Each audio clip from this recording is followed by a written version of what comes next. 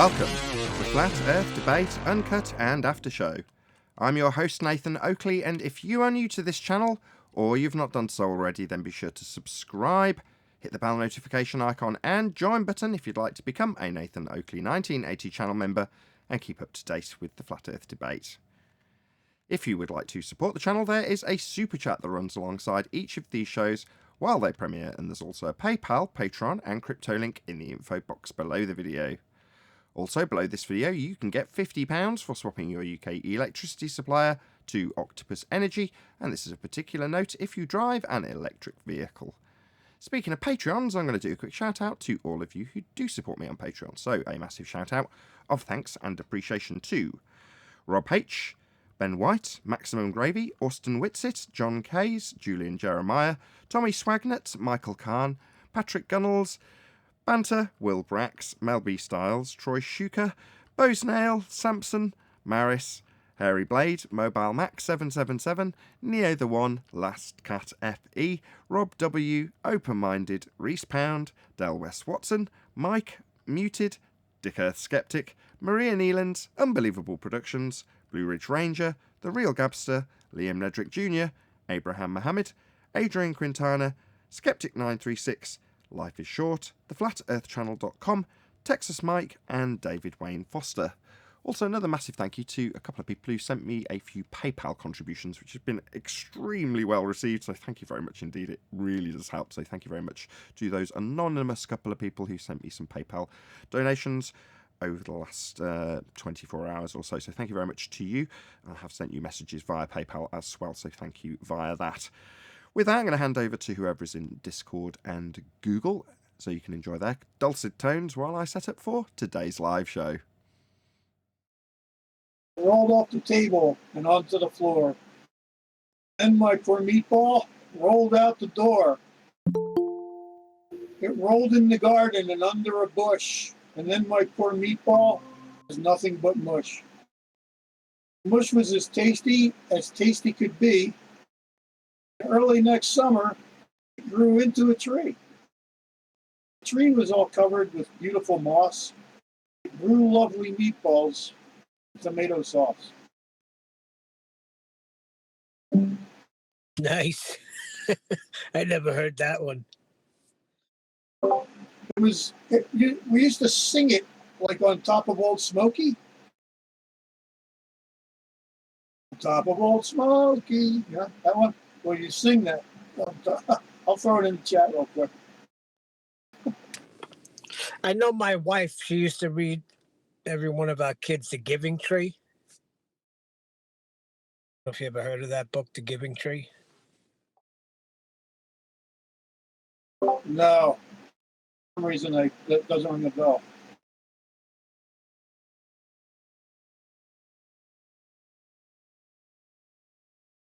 Hello. Hey, Ten, you heard of the book The Giving Tree, haven't you? Yeah, but whenever I tried to do it, I was short on cash, so I was always out on the limb. Oh my God! Why was I not expecting that?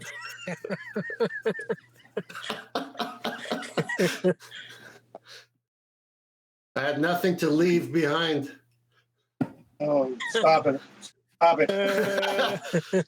Come on, you came singing about some song that had a nice little thing to it. What was that all about? I don't know. He's a meatball. See how much fun we're having? See how much fun we're having when you don't have cognitive dissonance? Yep. I don't know. You got Bob coming after you, Tent. You better run for cover. Oh, no. He's, like you said, he just wanted a soundbite. Did you read my post in Master B? Yes. Yeah. I mean, he was live on the show. He could have just started talking. He decided not to. You got to ask Adam Meakin to give his analogy of what it was like. He did it on a QE show yesterday. It was pretty good. Well, I mean, he said on that one time he did come on, I wrote down a few things. I'm not here to define geometry, Bob. I don't need R, Bob. I don't need a horizon, Bob. Circle, 2 lines through the center, right behind him. He drew it. He couldn't even define the circle or even say those 2 lines were radii, Bob. Only cited himself, Bob. Distance had a distance, but not a straight line, Bob. And the last one there's probably more, but the last one, I'm not claiming a sphere with his grease board with a circle with 2 R's, Bob. Now, who in their right mind is going to go on any show with a person that dumb or that fallacious? I mean, this guy, he needs to present himself better. I mean, all I've done is watch videos and read books on the sextant and its operation. That's all I've done. I haven't done anything stupendous. And then I'm just seeing things and reporting to the panel. And look what's happened. Well, see, the thing, From their own books too. Yeah, Bob is claiming to want to have a reasoned debate with you. That's what a debate is. It's a reasoned position put forward, but he accepts faulty logic, which is not reasonable. So how are you supposed to have a reasonable debate with somebody that's unreasonable? Why can't. would you step into that? Yeah, why step into that? You can't. That's why Ted said no. You're into fallacy. End of story. Yeah, that's right. So I didn't even have to think. That words just came up because you associate fallacy with Bob. And so, no, I'll debate people on subjects I haven't even heard about, but they want to run by me as long as they're good people and not fallacious. And I'll say, you know what? This is the first time I'm hearing. We can't really say this was round 1, but you got my interest. Let me go research it and let's have a real round 1. Now, that's what I would do with a reasonable person.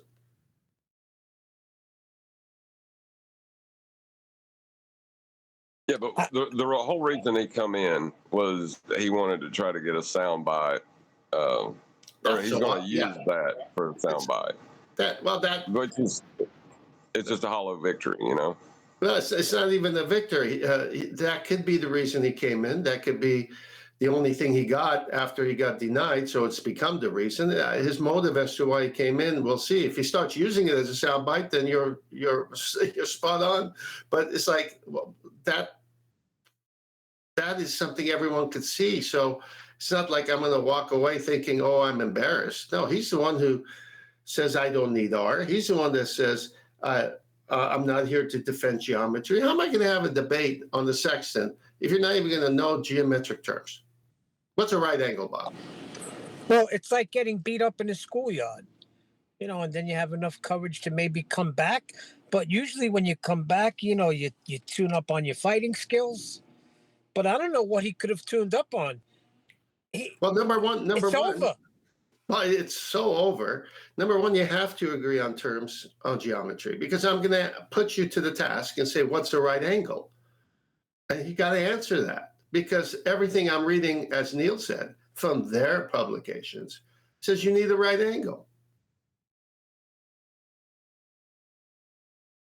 Well, it's one thing to get him to agree on terms, but the terms have already been agreed on. He's just going against, 2,000 years of geometry is what he's doing. Right. That's better said. Well, that's exactly what you just said. The terms, I have to agree to those terms. I don't come in there and give my 2 cents to polish them up. I just have to accept this is it.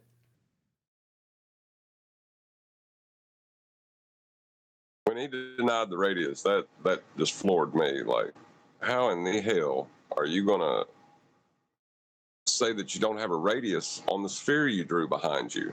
It was a circle on the grease board. He drew it, and he was saying what you're saying. He wanted for it to depict the sphere in 2 dimensions, and he drew from the center 2 radius lines, creating an angle. And he would not even own that. Who wants to debate anybody that is that off? I mean, if my dog accepted the debate, my dog would bring some class to the debate. So no one should even debate this guy because he doesn't even know what basic circle is. That's what QE said. He don't even know what a circle is. Yeah, I mean, you're not even going to be talking about the same subject with the same meaning. Like if I say R, he might be thinking Reese's, chocolate. No, he calls them Eases. That's why he goes by Bob. He's denied R in his own name. Isis and no Robert. Yeah, he talked about gravity because he can't accept R no more. He can't say R. Joking aside, it to me is seeming more and more like a bit of a waste of time once people go beyond that point. So as time goes by, I think there'll be a more clear dividing line between your normie, right? You in YouTube terms, if you've come across somebody that's reasonably well known and they've made an anti-flat Earth video, but they've just used the standard globe rhetoric, right? That's not what I'm talking about. I'm talking about the people like Bob who've gone into the depths of anti-flat Earthism. Well, that divide line will get more and more clear as time progresses.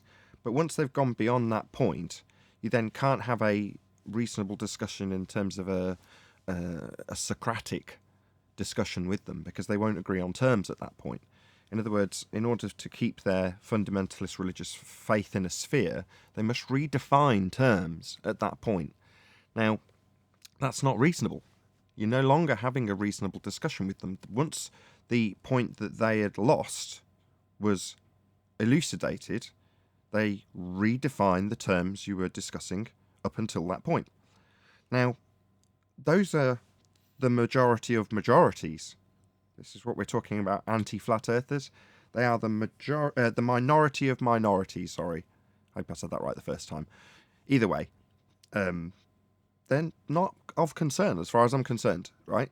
Our focus should be just on the general Western world rhetoric that's laid down and defined with terminology that we can go to anybody else with, and based on the Socratic method and establishing reasonable terms based on definitions, explain how things in the current paradigm don't work, are debunked, etc., etc.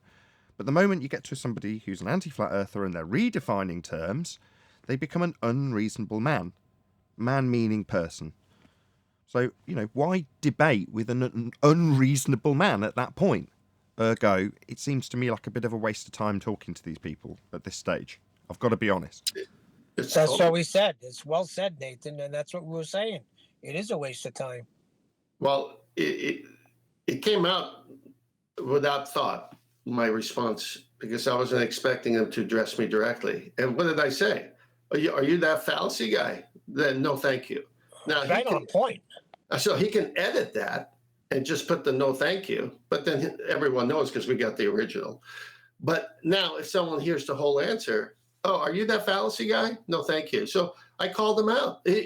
So the opposite would be true. If you weren't so fallacious, I'd be more than happy to. Stand in line. I've got a couple of people asking me to do it, and I told them I'm not ready yet because I want to get my other ducks in order.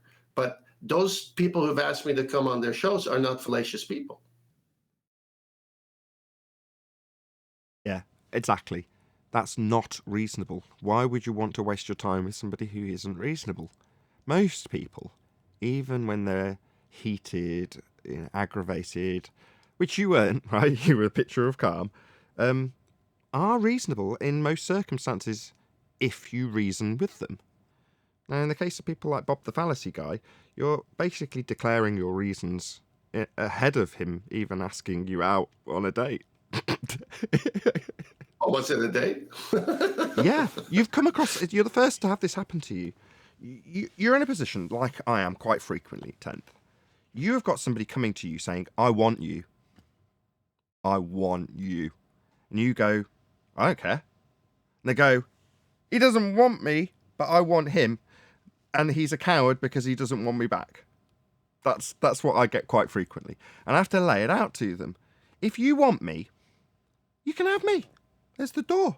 What's that? You say you want your terms when you get me because you want me. Oh, I couldn't care less. Go fuck yourself. Will you do that for me? Oh, you won't? Oh, I see. So I should kowtow to your terms that you need fulfilling to satisfy your desire to meet me. No. I don't think so. Your reason is a bit clouded here. They're under the obligation, or let's flip it back onto you. Bob is under some misapprehension that you are obliged to offer him anything at all, ever. No. His desire is in your direction and not the other way round. Do you give two tosses about Bob, ever? No. I'm sure he doesn't occupy any of your time, but here he is asking you out on a date. You're telling him no thank you. That's basically what Adam said yesterday, but you got to ask Adam to say it to you. Yeah, I didn't take it that way. Obviously, you guys have a different angle to it, and it's a funny one, and it's probably based in truth. But I didn't look at that way. I mean, I'm on your show. He could just start talking. He decided not to. I understand he has a YouTube channel.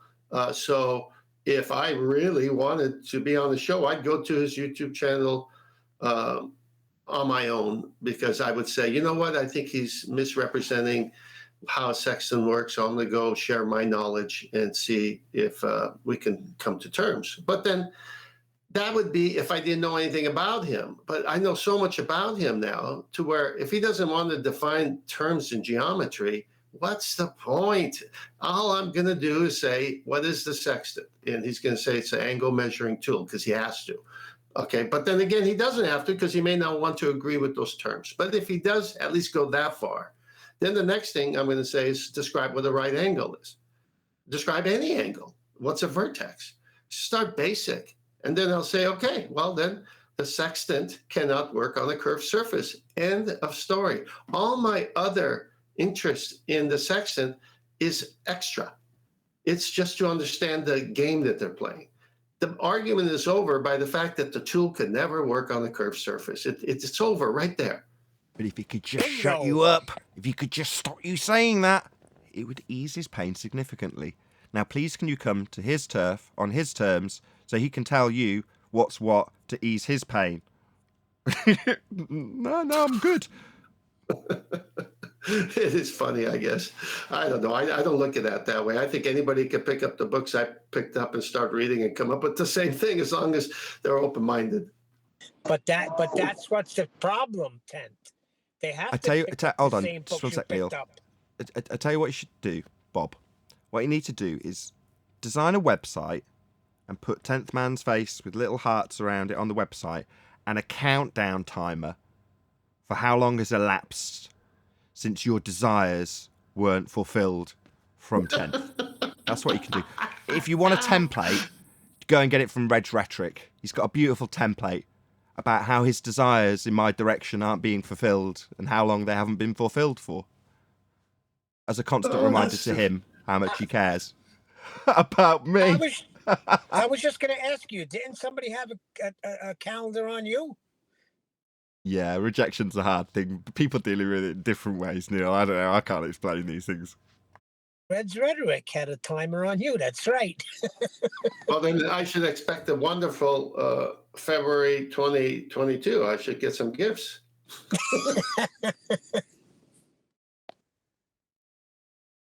You know what they really want, though, because the terms have already been defined. They've been defined for thousands of years. That this is geometry. It's not magic. You know, what they really want is a place where they can't be held to the definition of those words, where they can control pretty much every aspect of the debate. So when you got them in a corner, all they have to do is shut you up and conflate the point. That's what they're desperate for. Yeah, they had an attempt to build that structure in the form of Einsteinian gravity, right? That's why, in many ways, we hear gravity as a rebuttal to everything, because that was what that temple was built for. Now, that temple collapsed in the odd set of quantum mechanics, and also it eradicated the previous understood, parroted as a force gravity, which is still being parroted now. Just they've changed the ownership of the shop, and the name has remained the same. But aren't they just deceiving themselves? Speaking on John's point, Yeah, but you're just deceiving yourself. Yes, but they want to, in this case with Bob, want to project it onto another person that's causing that pain when they have to assess it themselves. So if you can project that onto the messenger, in this case 10th man, then there's some sort of delusion that that will resolve their pain in some way. I don't know. I've seen it for 5 years. That's what they do. I don't know why. I mean, maybe in a similar scenario, I'd project that pain straight onto my adversary, but I don't know. That, and I don't see them as an adversary anymore. I see them as a kind of pathetic little waste of human skin over in some sad little corner of the internet, anti-flat earth. It's just sad. But there we go. They've got another delusion that they can cling on to because they get heavily promoted by YouTube. So from the viewing stats and YouTube perspective, there's everything to praise. And again, for some people whose name won't go, mentioning anti-flat earth, that might also be seen as some way of soothing the pain. Nathan, let me, before you start the show, I'll share. Well, obviously, everyone's going to hear this when they hear the Uncut and After show, but it's okay.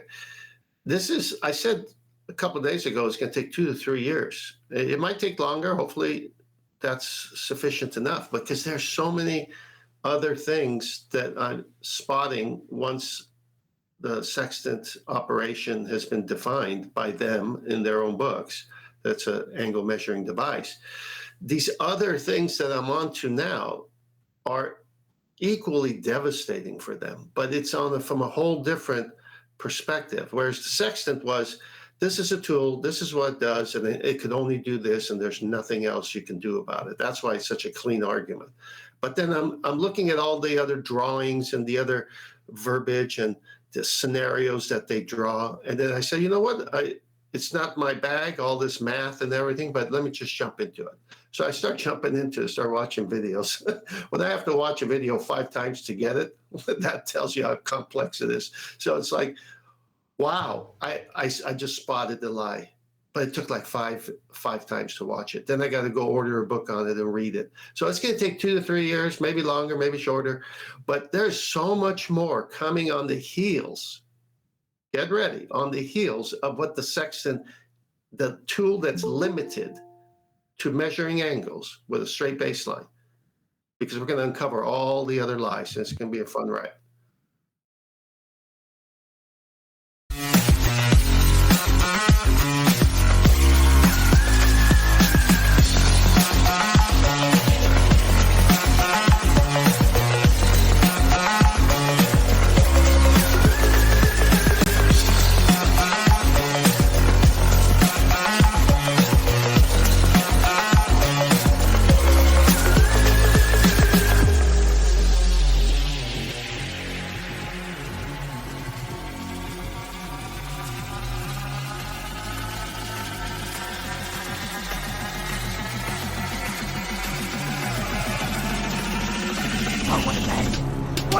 Welcome to Flat Earth Debate Live. I'm your host Nathan Oakley, and if you are new to this channel, or you've not done so already, then be sure to subscribe, hit the bell notification icon and join button to keep up to date with the Flat Earth Debate. If you would like to support the channel, there is a super chat that runs alongside each of these shows while they are live, and there's also a PayPal, Patreon and crypto link in the info box below the video. Also below this video, you can get £50 for swapping your UK electricity supplier to Octopus Energy, and this is of particular note if you drive an electric vehicle. Most importantly, if you'd like to join the discussion, simply mute the page you are currently watching, then click the link in the info box below this video to join the panel and express your views on the nature of Earth. If you do join, please don't swear. If you do, you'll be ejected, and if you are, please don't try to rejoin the stream using sock accounts. You'll be warmly welcome back on the next stream. Please also share the show on social media. Sharing the show obviously increases the live audience, but this in turn increases the chances of a more diverse panel, so please share the show. Now we are joined by 10th Man, Arwin, Neil, Refracted Curvature, and a whole bunch of people in Discord, so welcome one and all.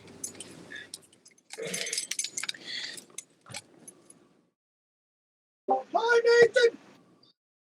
Hello, hello, hello.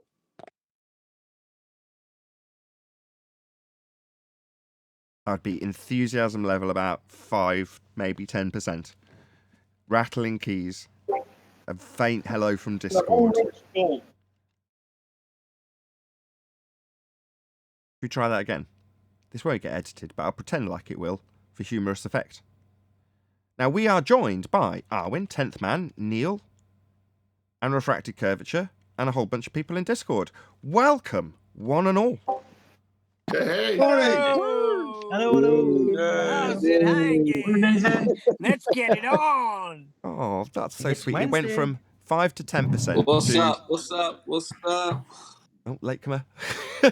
It went to... We're celebrating the guy in the office's birthday party, and the managers just told us all how unenthusiastic we were. So it went from 5 to 10% to...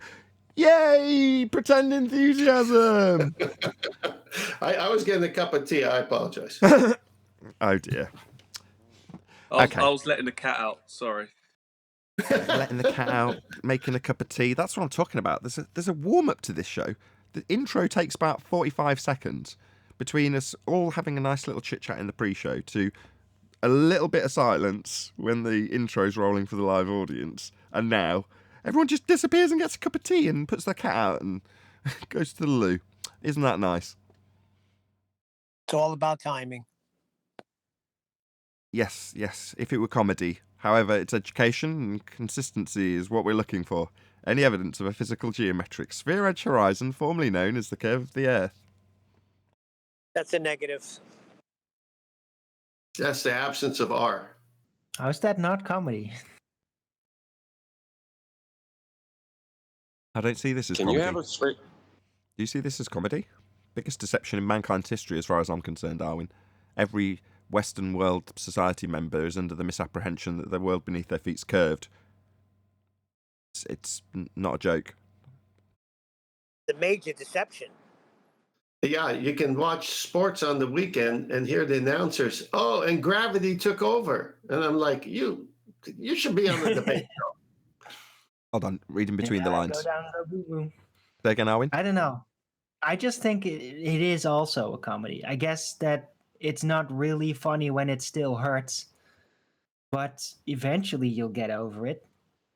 Right? It's like when you're a teenager and you're really in pain because of whatever your situation psychologically. Yeah, it really, really sucks. But then like 10 years later, you're out of it. You can probably look back and think like, oh yeah, that was so silly. It's kind of funny. Right? You know who takes that attitude? Thrice 8 Hermes. So occasionally he does go on a bit of an anti-Christian rant. So I know 10th Man's hopefully appreciative of his sentiment, chew the meat, spit out the bones, all that sort of stuff. So disclaimers aside, he does his videos to a backdrop of a morose-looking court jester dressed up in, tights and the full-on spiky hair thing with the bells on the end, and just sort of slumped in a seat. And the reason he's got that as his backdrop is because that's exactly his attitude. Sometimes you've just got to laugh. You can't reason with the normies when I talk about the 99% that just won't go on to do primary research in any way, shape or form, and they'll just accept whatever guru comes up next, so long as they've got a decent enough explanation that's offered on a platter that has decent background to it offered to them. That's good enough for the most majority of people. And if you try and sort of tell them that they're just following yet another model and yet another guru and yet another structure that's going to ultimately control them, you end up bashing your head against a wall. So what's your alternative? Go nuts? No, I'd say laughing is probably one of the few options left at that point. You can't. What else are you going to do? You've got to kind of shrug your shoulders and go, oh, what are you going to do? Okay, Right. fine. Right. That seems like a better option than just holding on to the misery forever, because it's not going to go away anytime soon. Right? What's more productive? Holding on to the misery or just trying to see the comedy of it? One more thing, just one thing, Senth, just one thing. So when you say misery, what you're actually describing is your empathy that you're letting go of. So in that instance, your misery is only because you see the pain of someone else who's trapped in that system and doesn't have the wherewithal to do what you have done. And you're hoping to pass that on to them in some way when they express their ignorance or their ability to just find another guru or model, and you try and explain to them, no, try and have some critical thought of your own and just assess it with on its validity for yourself after your own research. And they go, yeah, I have. And then they tell you what someone else has told them that they can just parrot back. Now, don't get me wrong, for a lot of things which I discover every single day, I still do that. even linguistically, we're all programmed to do it. So don't get me wrong, I'm no angel in this regard. But when you're trying to appeal to somebody on something that's fundamental, like the shape of Earth, and they're just not getting it or redefining their terms, you know, you're wanting to release what you're saying is that pain is actually your empathy for their pain that you're kind of trying to relinquish yourself of. And, you know, you become apathetic, right, basically, don't you? And then you start laughing at society and go, it's just fucking stupid, isn't it? Look at it. I was going to comment on Arwen's precise words. If someone's holding on to misery, there's conflict in their life. As you know, I used to be in sales, and I would run into a situation when someone thought they had the better product. And obviously, they might or they might not have the better product until a comparison is made. So I'd say, well, can I at least compete for your business? And if I do have a better product at a better price value, would you consider buying from me? And they said, well, yeah, I guess so. So then I said, well, can I see your product? Can I see the paperwork? Can I see the contract? Because I was in financial services. So I'd read through their contract. I'd spot everything. I'd come back. I'd say, okay, now you are happy with this product, right? Yep. I know the guy for years who sold it to me, blah, blah, blah. I said, great. Can I show you a few things that maybe were not brought to your attention? So I showed him those things. Next thing I know, he's pulling out his checkbook. So, yeah, you know, he didn't know he didn't have a better product. So he had no conflict. Arvin's saying they're wrestling with conflict. So they know they don't have a better product. And so they just don't want to give in to the better product. They're not ready to bring out the checkbook. By comparison, the product in this example is heliocentrism. That's what you're being sold. It's a religion, and it does require a sales pitch. It also requires constant re-indoctrination, but that's another side point. But metaphorically speaking, the photocopier is heliocentric system as a religion. And the cash transfer, the cash exchange, is mental currency. How much time has been invested? How much have you dedicated your life towards this particular paradigm, this particular religion? How much are you invested in it? Now, that doesn't necessarily mean money, but the analogy translates across perfectly. A good example. I don't always like your photocopy stories, if I'm honest, 10th, but that was a good one. Well, It's like betting on a spiritual stock market, but you know where it's going to end up. Well, I give you permission. Hang on, I give you permission to copy that or a close facsimile. It's okay, Nathan. Perfect. I mean, again, in the analogy, if that person who has already invested in their photocopier that they've got on their shelf and you're going through it 3 years later to try and get them to buy another one, and they're looking through the contract for the old one and assessing things and deciding whether or not to reinvest, there is a certain type of person, and we're now talking about anti-flat earthers, who are so emotionally invested in the photocopier that they will redefine the terms that they have signed under the contract to you who is pointing them out to them. No, that word doesn't mean that I'll get stiffed if the ink runs out. That means something else. And doesn't necessarily mean and. It can also mean or something along those lines. Ha! I was just going to mention that one. Of course, you can all sense where this goes. Sleeping Warrior's in the chat, by the way. Hey, Sleeping Warrior. Oops, what did I drop? We'll address that later.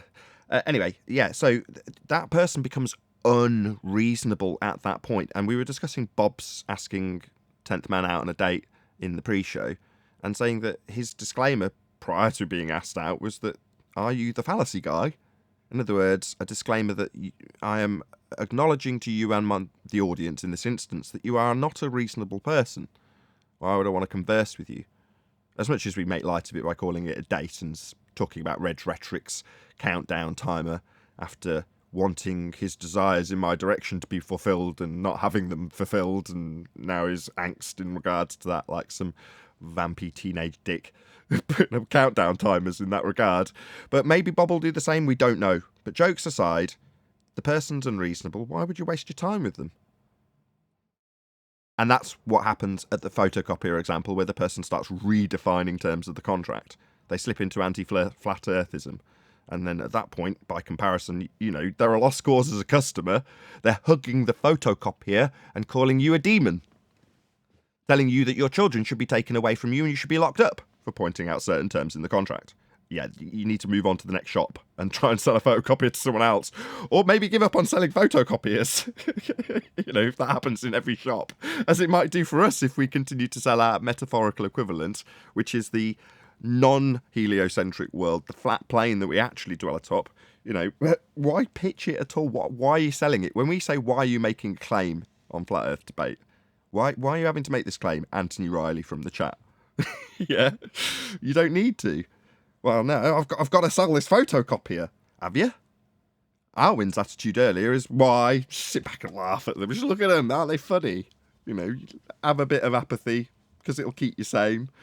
But if you're going to keep wanting to sell that photocopier, I go in and proactively promote your ideas and notions. I'm not talking to Sleeping Warrior at this point. I'm just talking generally, by the way, in case that was not made clear. You're going to end up being that guru. You're on a path to try and create models and structures, and they're there for a reason, to control the people that they are being presented to. So you are in control of them and the model that you're selling them. I don't want to sell photocopiers. I've worked in sales. I don't want to flog the flat Earth, especially when I don't even believe in 99% of what quote unquote the flat Earth is, when it's stereotyped into existence by our opponents. So I'm not selling that photocopier. Sod that. Yeah, but you know what's going to happen though if you don't sell the photocopier? You end up with a lot of photocopiers. There's going to be pictures of people's faces and butts. That's what you're going to end up with. I wondered where you were going with that. There's going to be a lot of people breaking into that warehouse so they can photocopy their ass. I don't think so. But it's a nice way to end the analogy with a bit of humour. No, that's you going to be doing it, because what else are you going to do with it? Sorry, let me get it straight. For Arwin, if you've got a load of photocopiers, I mean, what else are you going to do? You've got to photocopy your bum. That's just how it is, right, Arwin? That's what you got to do. Well, not me personally, but me. You're saying I would have to photocopy my bum if I was lumbered with a load of heliocentric photocopiers. It's funny how Arvin wants to collate with photocopiers. Anyway, moving on. When I did that interview, well, several, and I posted on my channel, with the electrical workers that came on the property. Hey, you guys standing around waiting for your boss to show up? Yeah. Hey, I have a YouTube channel. We discuss the nature of Earth. Can I do an interview with you guys? I won't mention your names. I won't show your faces, etc. Yeah, that's fine. And so then, boom, it's up there on the channel. You've heard it before. Just, man on the street with this, subject. And they are engaging, and they are not redefining terms, and they are saying, wow, that's interesting. I never looked at it that way. Oh, wow, you got a point there. Well, what about this? And then I answer that. And then sure enough, through the process, they were parroting the photocopier, the stuff that everyone's indoctrinated with. And each one got handled with class and with respect. When the anti-flat earthers, they can't do that anymore. And that's the problem. If they could, we would. So that's my answer to Bob. Yeah, in the contract it says, in bold, italic, underline, typeface, free refills. Yeah? You go, oh, free refills, that's absolutely epic. And it says, free refills, and then you go under, because it's got a little star next to it. And you say, right at the bottom of the contract, it says, you don't actually get free refills, but you can think of them as free refills when you hand over money for them. And you go, hold on, it says free refills, but in the small print it says, I can think of them as free, but I'm actually paying for them. And you go, yeah, that's their way of saying you're going to be paying for the refills of ink. And you're like, but I was under the impression they were free. Yeah, go back through your invoices that your secretary's paid, and you'll see that you've been paying for ink for the last 3 years.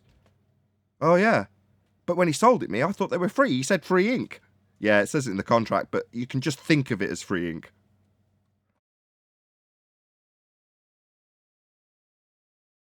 No, thinking of it as free ink makes it free ink, because the secretary's paying it, and really that's a business expense, so it hasn't gone through me and my salary that was taxed, so therefore technically I didn't pay for it, and he told me that I wasn't going to be paying for the ink, so technically he's right, so technically I did get free ink. Get away from my lovely photocopier, I love it. Don't take my photocopier away.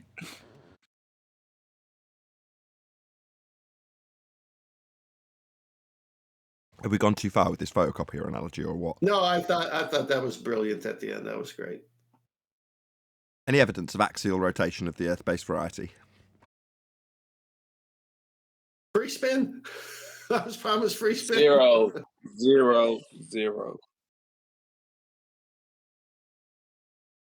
Back in the day, I used to be a mortgage advisor, and I used to have to sell insurance policies for the bank because I was working for a bank. Should I go into an analogy about this? Is this fascinating? Can we take a vote from the audience if anyone wants to hear my bank account? Yes, go. I'm not going to give it. It was a joke. Those preceding details were actually true. I don't have a comedic analogy to line up. It was just done for humorous effect because we're talking about selling mundane too bad. stuff. You should make it a new policy then. Boom, boom.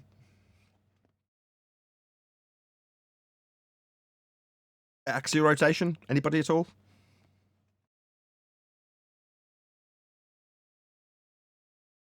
No, even the actuaries don't see it. What about a self-perpetuating molten iron core at the centre of a presupposed spherical Earth? Yeah, you can need R for that. Everything for their model starts with begging the question, and so R is that main thing that you need if you live on a sphere. So most of these, I'm just happy we have these short answers now. The guys in Discord, while we're going through the housekeeping questions, I know for a fact, having watched other people's similar platforms to this, that familiar names, I just can't tell you who, from the Discord server that I'm looking at right now down the list, are out there, and you are banging these drums and having these arguments. So I know you've got some experiences to share with us in terms of these questions. So feel free to pipe up if you're out there in the thick of it, which I know some of you are. Unless I'm wrong and everyone's going to go, no, this is the only place I exist in because I understand that if I leave here, I will be banned and never allowed to return. Which is the case? You guys do go out there, or are you feeling the obligation and sting of my insistence that you're not allowed to go anywhere else? Nice play. I'll go into Gem Pandas every now and again when I can. But it's just the same old rubbish that they keep spitting out there. It gives you a headache after a while. They're not listening to what you're saying at all. They're just coming up with silly excuses. Oh. And when I say something, they're like, "Oh, you're just parroting what Nathan Oakley and QE are saying." And what can you do? Well, to answer the question directly, take ownership of the argument. Tell them you're saying it because you are. Yeah. That's what I'm saying now. That's exactly what I'm saying. But they still just say the same old thing, and you just feel like you're hitting yourself against a brick wall. So I'm just tired of repeating myself all the time. Imagine if the tables return. That's just a dusty old Neil deGrasse Tyson argument, therefore I'm not even going to address it. Oh, they hate I Neil think you gotta deGrasse stop Tyson. chasing Every time I bring him up, they hate it. Absolutely hate it. No, I mean, They're saying, no. I mean, the other way around. So I realise we use Neil deGrasse Tyson as a hostile witness often, but I'm saying if the scenario was reversed, you went in and then they presented you with Neil deGrasse Tyson's claim that Earth turned underneath a football to cause a winning field goal. And you said, that's just a Neil deGrasse Tyson claim, I'm not going to address it. That's a dusty old NDT argument. Why would I even address it? Let's move on. Yeah, pretty much what you just said. Yeah, that's exactly what it is. Pretty much like that. Well, how do you think that would go over, is what I'm saying. If the tables were turned and we just said, well, I'm not addressing it because X, Y, and Z made the argument, when you're making the argument, or they're making the argument, they're telling you Neil deGrasse Tyson's got a claim that this football drifted through the goal because Earth turns beneath 15 degrees an hour. It was Coriolis deflection. He made it clear. He said Coriolis. So what have you got to say, Mr. Flat Earther? Response, I don't address Neil deGrasse Tyson's arguments. It's just Neil deGrasse Tyson. Oh, well, that's a winner. That's a cracking rebuttal. Yeah, but that's exactly what they say. That is what they say to you. That what you just said, that's exactly what they say to you. So it's just pointless having a conversation with them. Pathetic. Don't forget, they'll also say how rude Nathan is, and that's why they don't come on the show, because they don't have a chance to speak because he's so rude. Oh. Well, can I address? Let me clear my throat first. Dun, dun, dun, Okay, I'd like to address that. Go ahead. All right, let's go that way. Nathan's rude. What about his argument? That's my point. I know that's your point. I just want to. These people have never debated someone and had emotions and rudeness and. Okay, so if they're going to say he's rude, but they don't give you the reason why it got to that point of name calling when they were the cause of it by fallacy after fallacy and omitting things when they should just say yes or no. Is this what you believe? Can we agree on this definition before we move on? What are you here for? What are you saying? And when they start wearing on the patience of someone, it's going to turn into a different debate. And so you see, he got mad at me. Yeah, but you were hesitating and outright not answering his questions for 20 minutes. They brought it to that point. That's so silly. Again, it's down to reasonability in terms of who's being reasonable and how far can you push that before it seems unreasonable by your opponent. So if you can dodge a question for long enough for your opponent to get angry, you can then use that little fallacy and go, oh, they're being rude. Okay. Well, then you don't have to answer the question that's been put to you 25, 30, 40, 50. I've put questions to people in excess of 100 times. I'm not even joking. I've counted them off in excess of 100 times. That's happened more than one occasion. It's actually currently up to 40 with Blue Marble Science. I've asked Blue Marble Science where he gets the R value from. 40 times. That will reach 100 eventually. Every time I see him, I ask him the question. Well, we're witnesses to it. It's not as if we What does that heard. Oh, go on. Sorry. Yeah, I was about to say, what does that tell you then if he's not willing to answer the question? What does that say? He can't answer the question. The measurements for R have been debunked by the Black Swan. They just can't accept the debunking and being posed the question of where you get an R value from. When it's been debunked, there is no answer. So they have to dance around it. He attempted on 4 separate occasions to reverse the burden of proof onto me and ask me why I'm suggesting he needs an R value. Laughable. But that's them squirming. Like, I had to explain to him how the burden of proof reversal fallacy works. And he did it 4 times. And with everybody paying attention to what's going on between me and Blue Marble, he's essentially repeating the same fallacy over and over again with me detailing what the fallacy is until the chat around him are telling him, no, reversing the burden of proof. He just doesn't get it. And everyone around him's going, yeah, he's really thick, isn't he? My God, he's had to explain to him he's still using it. And I'm going, good dog, go on, do the same fallacy. Tell me to tell you where R comes from and why you need it again. Or he'd deny it. Why do I need an R value? Or he'd try and get around it by saying, oh no, it's an ellipsoid. Not got a regular R value. It could vary. Anything to get out of it. Just like, it's pathetic. We've debunked your R value. They damn well know it if they've got half a brain. Which, that's touch and go with Blue Marble. He is pretty damn thick. I'm not just saying that to be mean either. He is genuinely quite stupid. By the way, I love when you do that. It's hysterical. Do what? When you have them, when you're repeating the same thing over and over again, they're not catching on. Yeah, in that case with Blue Marble, I'm on like X30. Where'd you get the R value from? And his idea of trying to answer it is to demand I tell him where he needs an R value. Further to that, asking where there's an R value in Cavendish, whether or not he would even need an R value for gravity. These are things he's putting to me as responses, Blue Marble, that is. You're like, these aren't a measured R value, just give us R. Hence, it goes on and on and on with me asking for R, because the responses are, it's an ellipsoid, I don't need an R. At one point, he claimed Sticks and Shadows, and about 5 people piled in. It's great. But, that's what they do. God. They pull on what they know, right? It's interesting that the most important part of their model is R, and they are slow to come to explaining where they got it originally.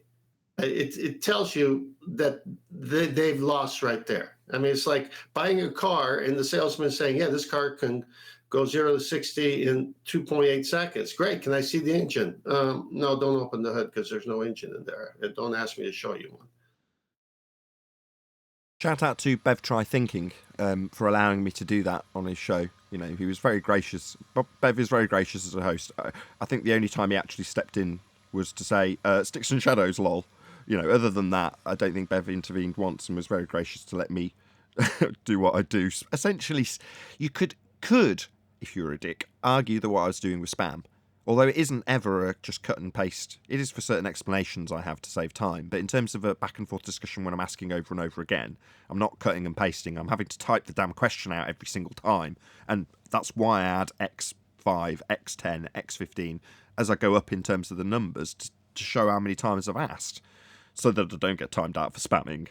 Because it can be perceived that way. But ultimately, it's somebody being asked a question that I know damn well they don't have an answer for, and they're never going to give a concession. That's why it ends up being X100. Where'd you get gas pressure without a container, conspiracy cats? X100? I'm not even joking. He's been asked 100 times. And you can add to that 100 the 25 to 30 times that he was asked by Tommy, and probably lots of other people where he's dodged the question over and over again. Yeah, share your pain, by the way. Without the container, there can be no pressure. End quote, conspiracy cats. Yeah, that's going to haunt you for the rest of your days. Without the balloon, there can be no pressure. End quote, conspiracy cats. Yeah, these quotes will haunt you for the rest of your days, given that you've educated and indoctrinated children with the notion of a sky vacuum that stands directly in violation with natural law. That's going to keep you up at night. Well, me asking the same question 100 times is me twisting that knife repeatedly. And I'm not going to stop with these anti-flat earth dicks who need to redefine terms in order to attack us and ridicule us when they're in the minority now. They're in a slightly smaller section of the society that we used to represent 5 years ago.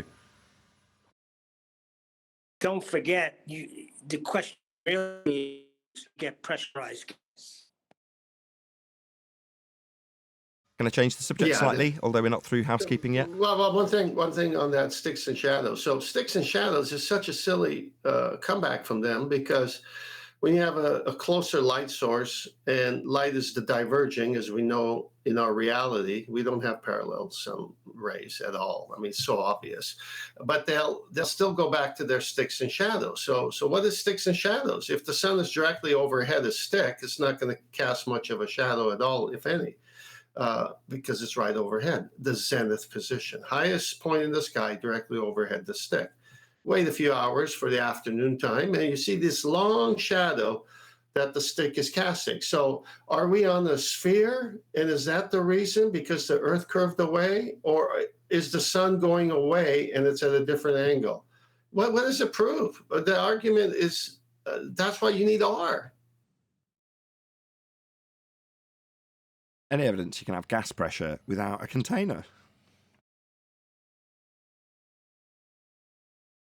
No, there's no way. Just show it to us once. You mean pressurized gas? That was one of the conspiracy cats' responses to Tommy, that had it been in a chat stream with me numbering the amount of times asking the same question, he'd have got one more strapped onto that tally. How do you have gas pressure without a container? I think you mean how do you have pressurized gas? Moving on. No. You've got a second law of thermodynamics sky vacuum claim. How do you have gas pressure without a container? No, I did actually already answer this. I think you mean how do you have pressurized gas? Moving on. Okay, how do you have pressurized gas without a container? I think we've already covered this. Let's move on. And so it continues.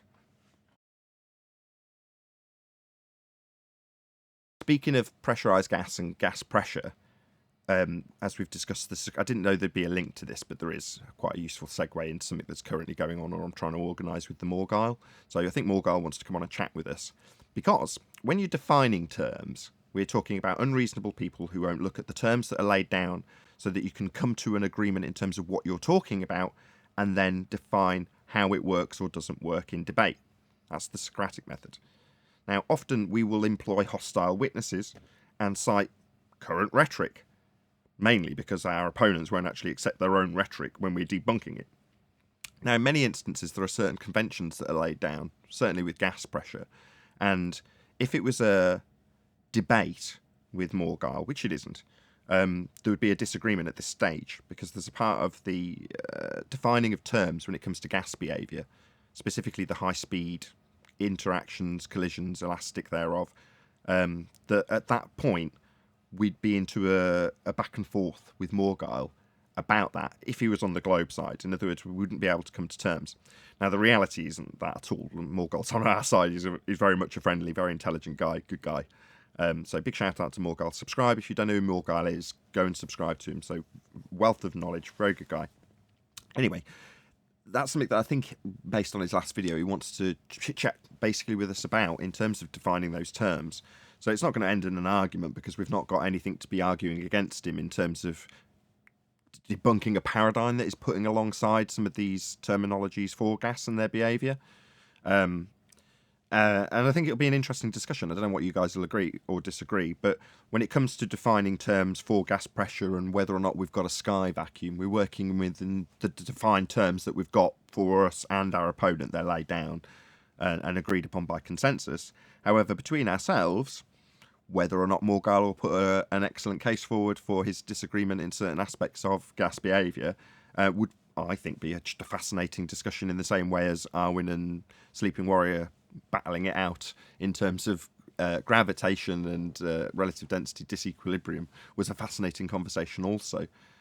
Whereas with that, you've got a devil's advocate scenario, which I don't think we have here, unless I'm not spotting something. I think it's just literally a discussion on the Socratic lines. You know, how do we come to these terms? Why do we agree that gas moves at high velocity?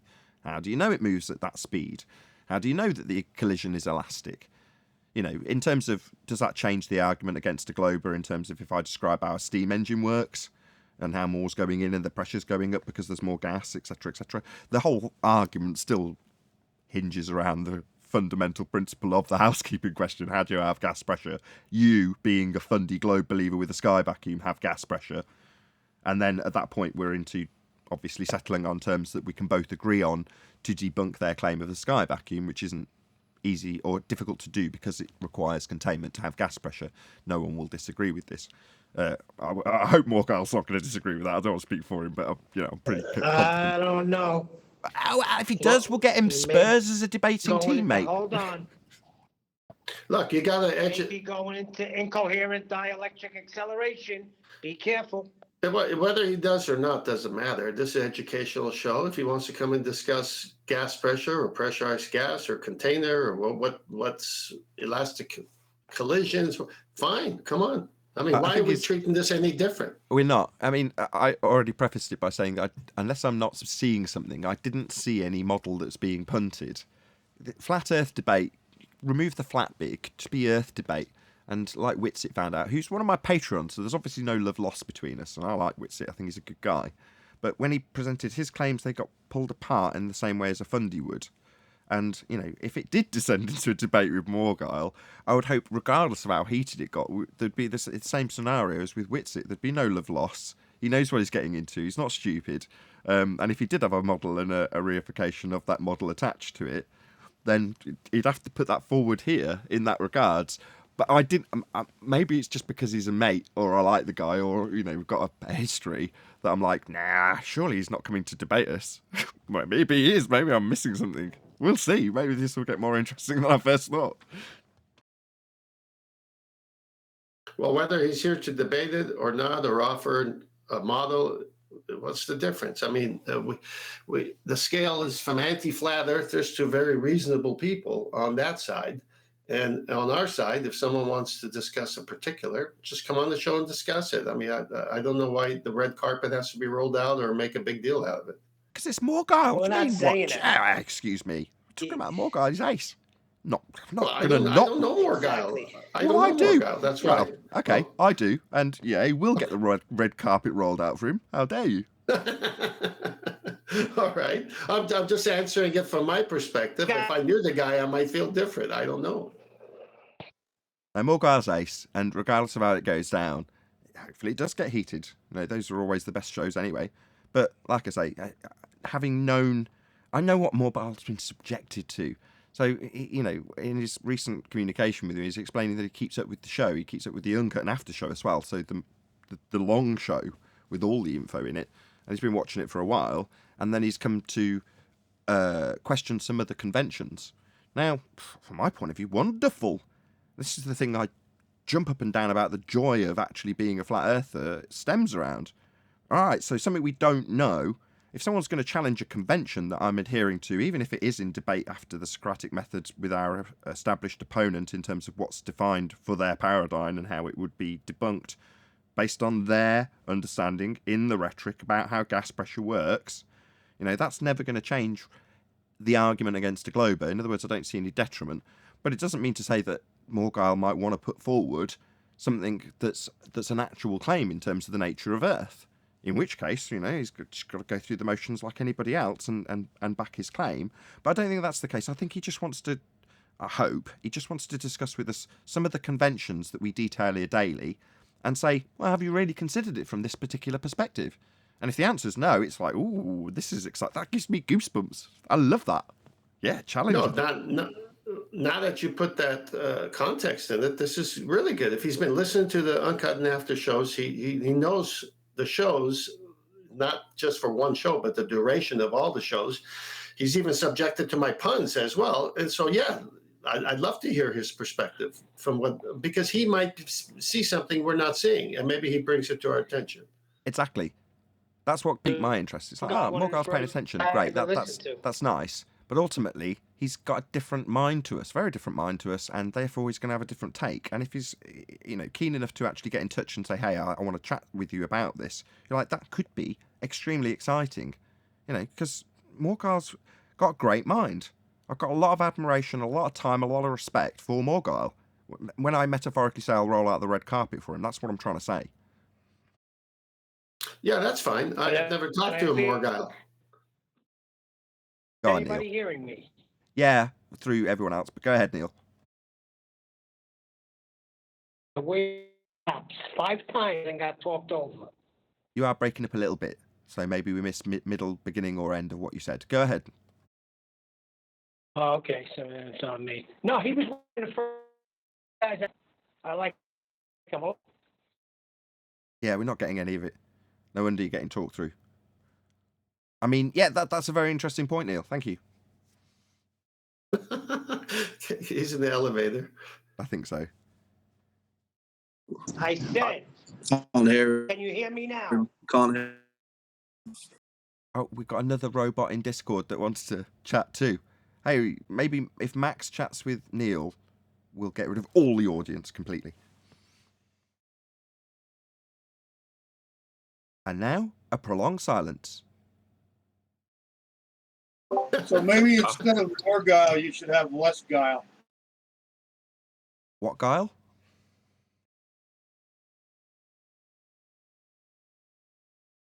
Really? You didn't hear that? I heard it. Instead of having more guile, you should have less guile. Anyway, now that there's a break and I'm in a better reception area, John the Morgul was one of the first guys I ever heard on YouTube speaking about flat Earth, and he's got a very distinctive voice. Should have been on radio. That was the guy who he says he suffers under my puns, and then he delivers one, and no one says anything. But I give you kudos. Thank you. Am I still not being heard? Yeah, we heard. I was going to agree. I just didn't see what anyone else was going to add first. Neil, it's all good. Okay, I'm not sure you hear me because I'm in a bad area. I'll just go on mute.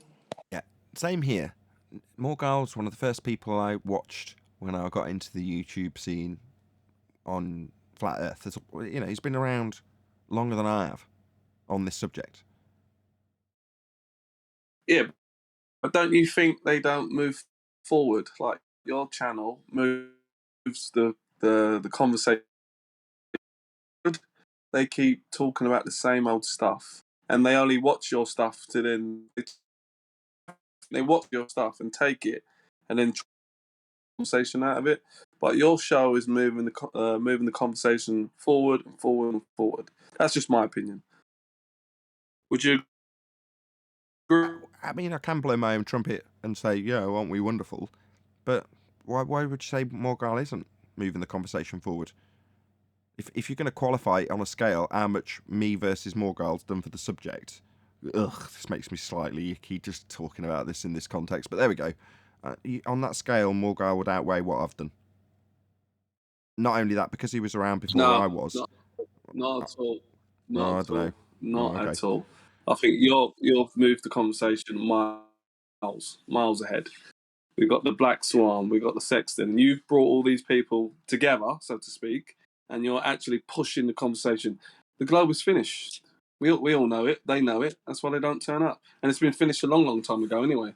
But the Black Swan and now the Sexton from 10th Man is absolutely destroyed them. What can they argue about? Just deny it. That's all they do. Okay.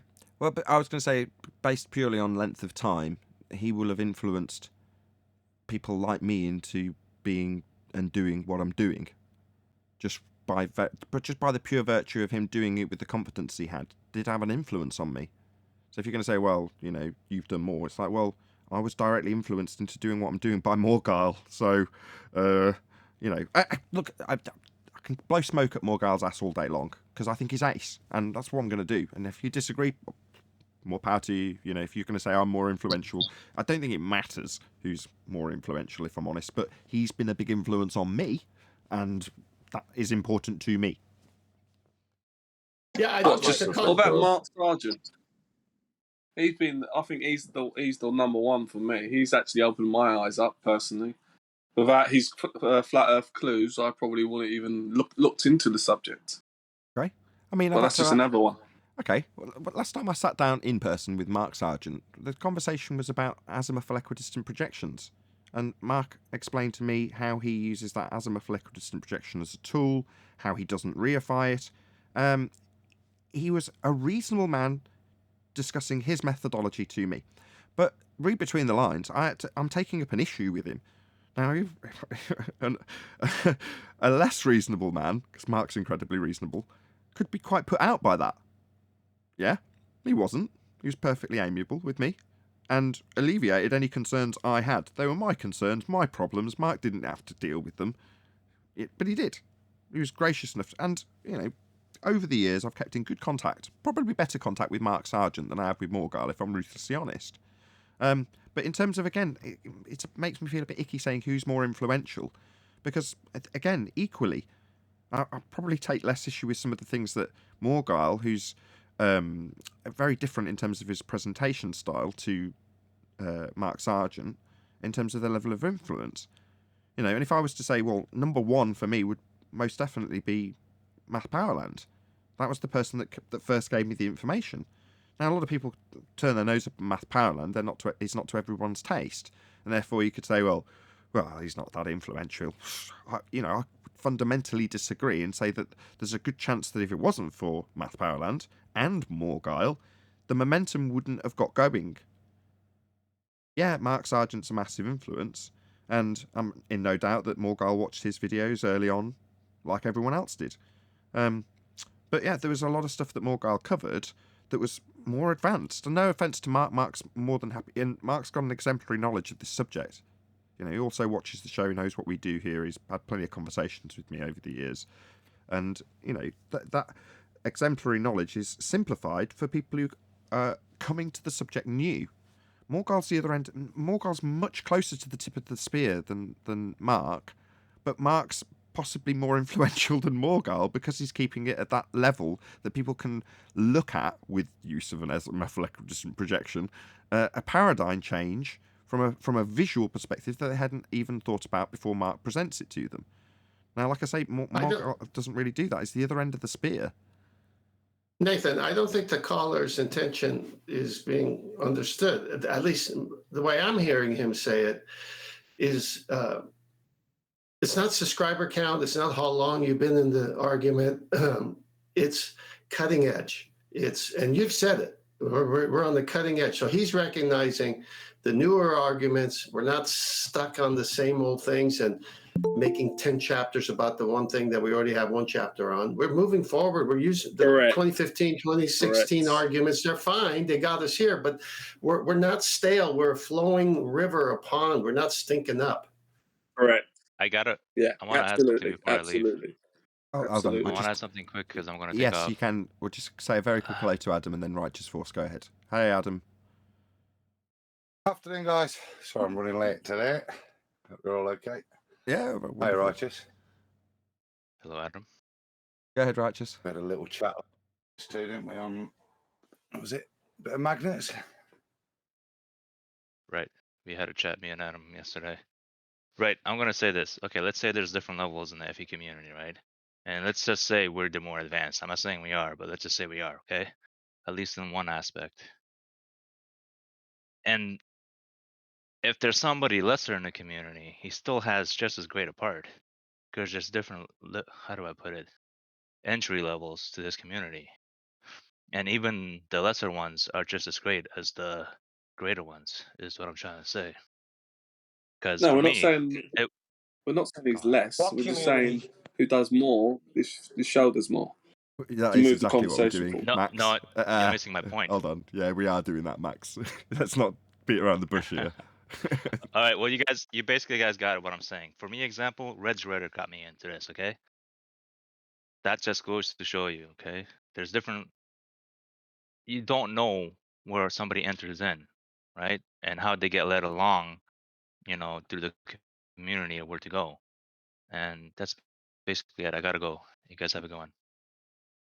I don't think I disagree with Righteous, but I don't think that's what the caller's intending. The caller's intention is not the value of the person. It's the current argument is moving here and it's cutting edge and new ideas, and it's not stuck in the same ones that everyone holds. So it's like, if you're a flat earther from 2015 or even earlier or to now, you're going to say we see too far. Okay, well, we've kind of figured out what that means in the baller viewpoint, so we don't say that anymore. It's that kind of nuances that the caller is bringing to our attention. Correct. Okay. He's actually keeping us on our that's toes. exactly what I mean. Yeah, that's exactly what I mean. I'm not saying more guys, nothing wrong with more guys, fine, but he doesn't move the conversation forward, just repeats the same old stuff. Whereas this channel pushes it forward, keeps on pushing and pushing and pushing. And that's what needs to happen. And you guys do a fantastic job. That's what I wanted to say and highlight. And you know what? Let me give, since Adam is here, like I'll call Adam to have him look at something I'm looking at, because I know his perspective and his knowledge of math are much stronger than mine. And before even I could even get to it, he says, oh, by the way, after we do that, let me share something with you. And this is what makes this channel, I think, become what you're addressing it as, like moving forward, is each one of us on our own are still searching and still investigating. So Adam shares a new idea with me, and while I'm sharing my new idea with him, and then guess what? He eventually comes on the show. Okay. I mean, when you talk about moving things forward, I mean, fundamentally, what I understand from Morgal is he wants to come on and discuss something that is an understood premise in the first instance. Now, that sort of base level comprehension or questioning is something that I love. It's something that I admire, and that's all I'm interested in. It's like, I don't know how we ended up in such a long discussion qualifying people's influence, but I mean it's a difficult one for me because you're telling me I'm great, and I love that. I've got to be honest. But by the same token, it's like all I'm interested in is Morgal saying, look, there's a fundamental aspect of something that you argue with. Now, that aspect I'd like to have a look at a base level. Isn't that interesting? I go, yeah, hell yeah, that's really interesting. And that's all that interests. Sounds like he's moving the conversation forward. Exactly. Yeah, absolutely. Exactly. That's it. Shouldn't that be the only bit that's of interest, rather than how influential it's been? But there we go.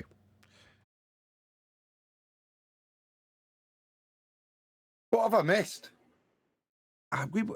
all we did was talk about gas pressure without a container, and I'm saying that Morgul's questioning a fundamental aspect of gas behaviour in terms of the velocity and elastic collisions, and that questioning of a fundamental convention that we use is quite interesting. Now, he's asked, very politely I might add, if you can come and discuss it with us. I'm like, hell yeah, gosh can. But, in the way the back and forth went, I wasn't exactly clear if he wanted to come on and just do it on a debate, or if he just wanted to come after the fact and do a presentation, or I don't know. I haven't hashed out the details with him.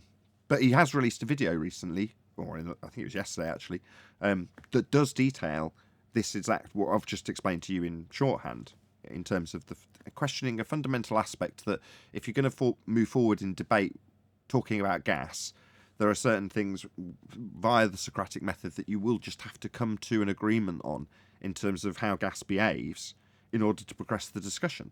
Now, from what I glean, I don't think there's anything, Adam, that the Morgul's disagreeing with in terms of our structure of discussion when we hold up a established convention.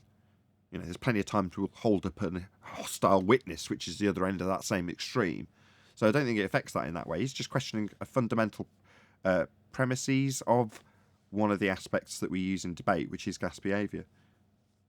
That's it. I have a quick question. What is the difference between elastic collisions and just regular collisions? Think of a car smashing into a tree. What happens?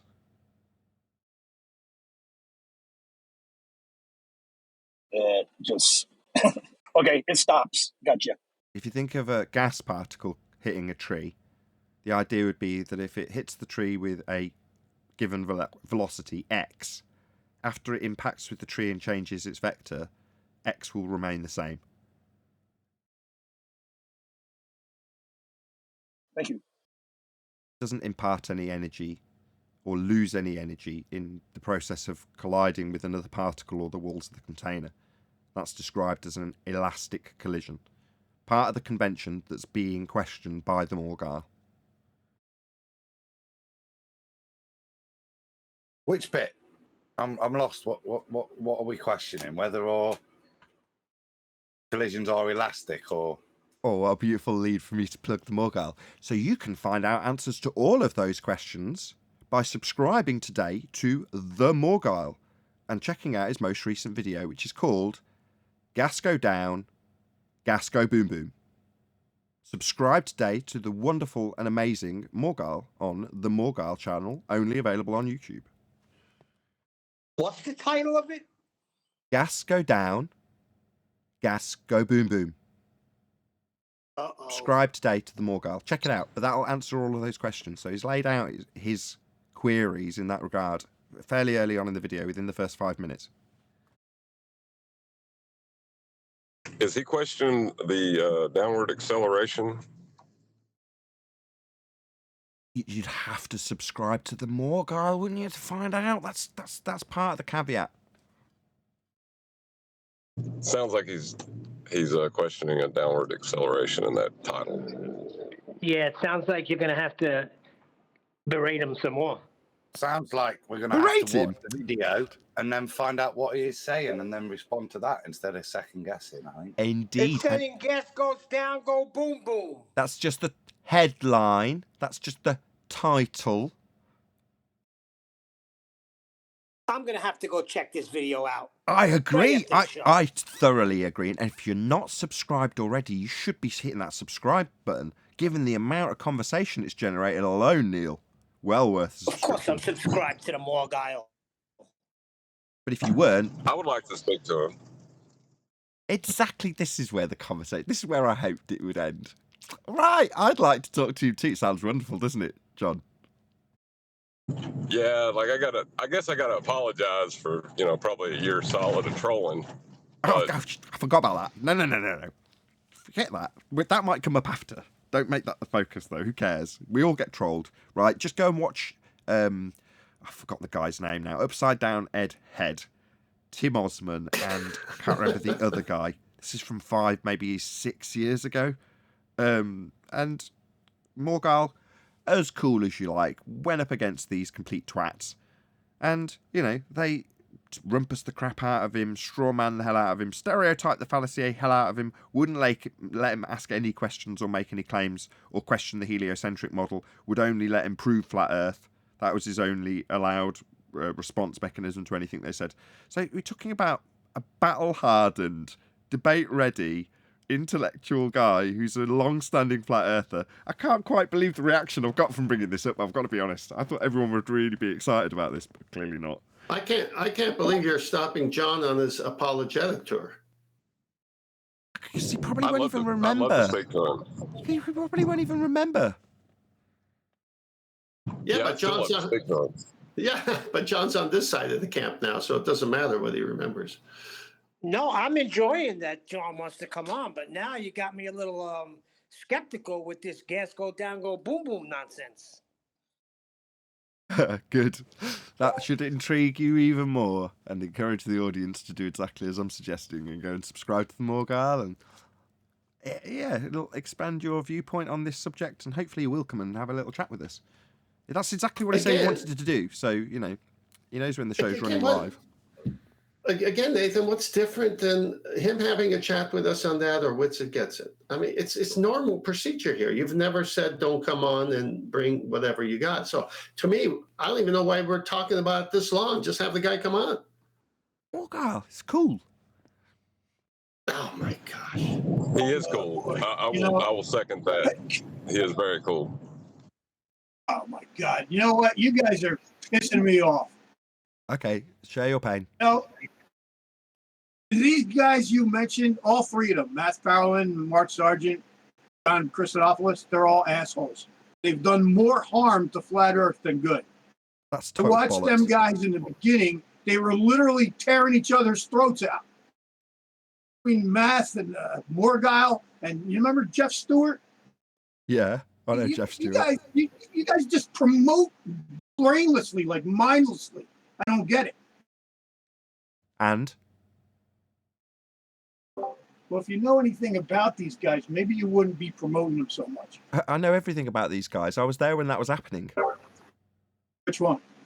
Every part of your list that you've just given about Morgile, Matt Farrelland feud? Yeah, Morgile's claims of homosexual pornography when in fact it was an MTV. Not just claims, actual tapes, proof. Yeah, I've seen him. Yeah, not proof. Proof that he did a TV show that went on MTV. Yeah? And kissed a guy in it. Proof of what exactly? The claim that Morgile made of gay pornography. Yeah, total nonsense. Yeah, that was because of Jeff Stewart. Calm down. Just chill. Yeah, I'm well aware of everything you've just detailed, right? Is that going to stop me promoting Morgile, Matt Powerland, or Mark Sargent? Jeff Stewart, I'll give you. Right, but aside from Jeff Stewart, who was a dick and did lie a lot, these people we're talking about crazy times in 2016. I'm going to say that particular incident happened. Crazy times. So what? Wow, that was too much information for my ears. Well, the live numbers are going up in audience. Obviously, everyone's hitting the share, but now we're talking about the juicy stuff that's not at all related to the paradigm-changing nature of reality that caused this sort of kerfuffle to occur. Talking about people that were just getting into processing this nonsense, and everybody's paranoid. Everyone thinks everyone else is a shill. You know, it's a crazy time. I caught John lying constantly. He used to freaking beg for money and do drugs. He's an asshole. Period. Right. Nobody's perfect. Hold on. Irrelevant. Why are we? Hold on. He had a problem. Wait a second. The guy recovered. He had a problem. You're wrong, Hop. Don't care. He's clean now. Don't care. Don't care. It's like me saying, let's look at Bob the Fallacy guys. Hold on. Can everyone stop getting so triggered? I'm keeping this going live because it's so juicy. It's like me trying to get people to focus on Bob the Fallacy guy's arrest record rather than the stick up his ass coming from the centre of a presupposed spherical Earth when he claims sextant will work. Who cares? Chew the meat, spit out the bones. If, for some reason, you wouldn't accept a discussion on a premise, a convention about the nature of reality, because the guys had an argument with Matt Powerlands 6 years ago. Okay, why? Does any of that matter? Go on. I've just read the introduction to his video. What's the problem? He's challenging gas pressure next to a vacuum. I could see a couple of pictures where he's demonstrating an understanding of gas, but I'm going to watch it all. But even if he had a beef with what we're saying, surely if what the beef he brings gives us enlightenment, I'll go, oh no. Either way, if we're discussing it honestly, then I'm a bit lost as to the kind of a tone in the room that seems to be aggressive to Morgan, and I'm not sure why. Fear. It's fear. You don't have to like what I'm about to say, right? I don't mind if this pisses off every triggered all these Fundy. guys, man. Matt Powerland's a lunatic. He makes. Can you stop slagging me? Stop. Right. I don't care if this offends people, but I know what I'm hearing. I'm hearing fear. That's what I'm hearing. Oh no, you mean the Morgile, who's an intelligent guy, might be able to pick apart some of these arguments that we make. Let's slag him off as a human being. This excites me. But I'm more intrigued now than I was. Exactly. That's what I thought. That's the way this would go. But like so is often the case, Adam, I am very naive about people's perceptions in this regard. And what I'm sensing is people, oh no, could this be a concern? Could Morgile suddenly undo some of the great... No. That is why we've gone on to how wonderful the work we've been doing here is. Fear of Morgile. Why? The guy's on our side. He's a good guy. This will be nothing more than beneficial. Cognitively, intellectually, there is nothing but benefit to be had from this. Even if he pointed out something that was opposed, then that's learning. And we're in this... I hope he does. Not to maintain a paradigm.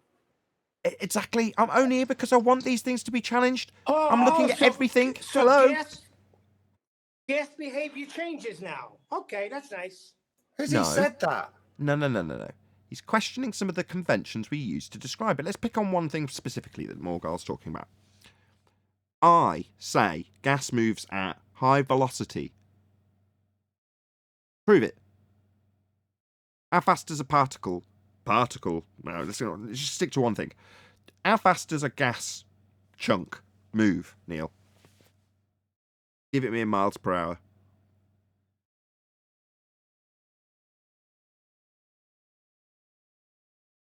Come back. How fast does a single gas molecule move? One gas, if you can call it that. So I'm not using a particular word I want to avoid just so it doesn't get more convoluted than I want it to be. Because he's got several points, all valid. Speed. Yeah. Can I say something? High speed. You can once Neil's answered. He's questioning a particular part of a convention, and I'm focusing in on one aspect that you can go and watch Morgile when you subscribe today to his channel and watch Gas Go Down, Gas Go Boom Boom. He's saying one of the conventions has high-velocity gas particles. So how fast do they go, Neil? Do you know? If you don't, that's fine. Just say I don't know. I said I don't know. Okay, that's... Okay. Oh, it's getting painful. Right, when we get to the nub of the focus of the main bloody bit. It's 500 to 700 meters per second. How'd you know? I just said that because that was the question. Nobody knows. Right? There you have it. There it is. Yeah, it's a description, right? It's part of entropy, which is part of the description. That's why I said high Neil, speed. shh. Hang on. Neil, shut up. Just let him speak. I'm saying that's why I said high speed. Right. Making this unlistenable. Thank you so much. Go ahead. Yeah. What it seems like what Morgile, without watching these videos, just from the bits I've listened to there, what he's questioning is just the description of the effect, right, of gas behavior and the effects of gas behavior. They're just ways of describing it, and within PV equals nRT and that kind of thing.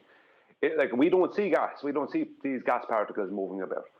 You know, we don't see elastic collisions, but there's certain effects that we know happen, and this is how it has been. Let's just say this is the convention that's been agreed upon on how to describe it. Precisely. So gas moving at between 5 and 700 meters per second, even that is based on something, even though they can't measure it, just calculate it, and it's based on a change in temperature.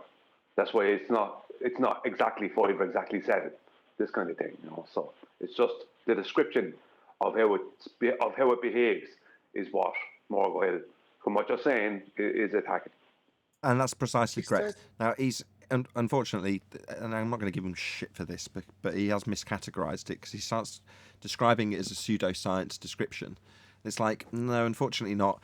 It has been, by our opponents on the globe side, that would be natural law, recategorized as scientific law, which is a miscategorization that they use to grease the skids of their just so stories when they hijack actual scientific methodology. Now, the natural laws, as Brian's just detailed, are just descriptions of things. Now, you might find that parts of the description get debunked, but the reason they're described as natural laws are because they are things that occur always. However, within any natural law description, there's going to be certain conventions that have to be held true in terms of having a way of describing it in the first instance. For example, isolated systems do not exist. They are very specifically part of the description in the second law of thermodynamics. Why would that be the case? Well, because you just need a simplistic way of describing how a process works without having to disclaim away the periphery around it. It needs to be coherent and simple so it can be a good description. Therefore, you use certain conventions, in this case, an idea of an isolated system that won't transfer energy or matter at all. Doesn't exist. There is no such system. But it's still there in the description. Now, further to that, there's plenty of expansion upon those descriptions so that you can get a better understanding how to describe something that occurs always. In this case, gas behaviour. Now, part of those conventions, as Brian calls them, descriptions, conventions, you've got aspects that you go, no, I can't validate that. That is an assumption. That is merely part of the description to give people a better understanding of how something behaves. Does it change that, a steam engine is going to increase in pressure as you increase the heat? No, that's not going to change. Containers still required, but there's an aspect to the convention that's being challenged. Not challenged, questioned. Exactly as it should be. If you're one of those 1% that takes joy in looking at those sorts of things, especially if you haven't even considered it in the first place, which I hadn't. So I'm like, hey, well, that's why I like Morgile. Kudos to you, my friend. I hadn't even thought about it. But nice that someone else who's got a good head on their shoulders is going, had you considered this? No, I hadn't. Now, does that make me feel embarrassed or fearful? No. That brings me joy. There we go. That's my rant over. Anybody got anything to add? Yeah. I just want to read the first sentence of the description, which confirms everything you've just supposed he's covering. In this video, we discuss the conventional paradigm, right, which allows for the space vacuum to exist adjacent to our pressurized environment without a structural container separating the two areas simply by the magic of gravity. That tells you what he's doing in the video. He's and respect to him. The conventional paradigm is how we describe gas behavior, but it's still a paradigm for them within the convention, and that seems to be what he's attacking. Look, without a structural container separating the two areas simply by the magic of gravity. I'm looking forward to watching it after the show now. It should be quite interesting. It is. It's very well researched as well. A typical Morgile video, basically. Cool. Any more for any more? Anyone else want to add anything? Because I'm still live, because I thought this was worthy of live discussion. Anybody else want to add anything? Well, one last question. You've seen it, Nate, yeah? Yep. Does he make the statement that gas goes down, go boom, boom? You have to subscribe to the Morgile and see for yourself.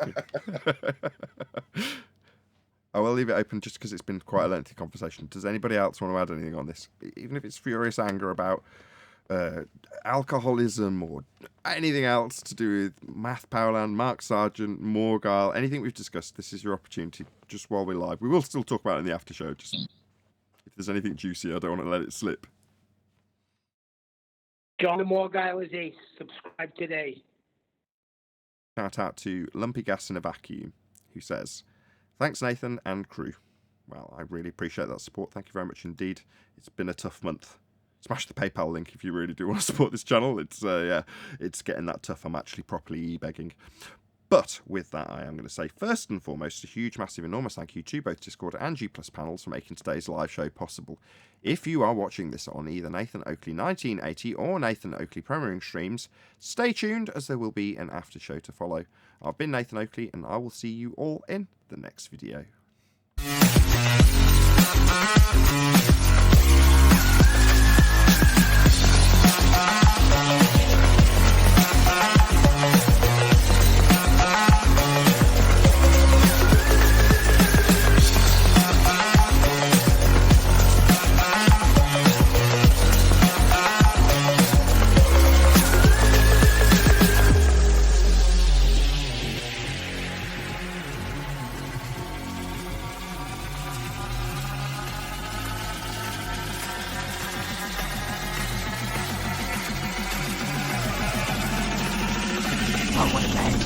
What a lovely day!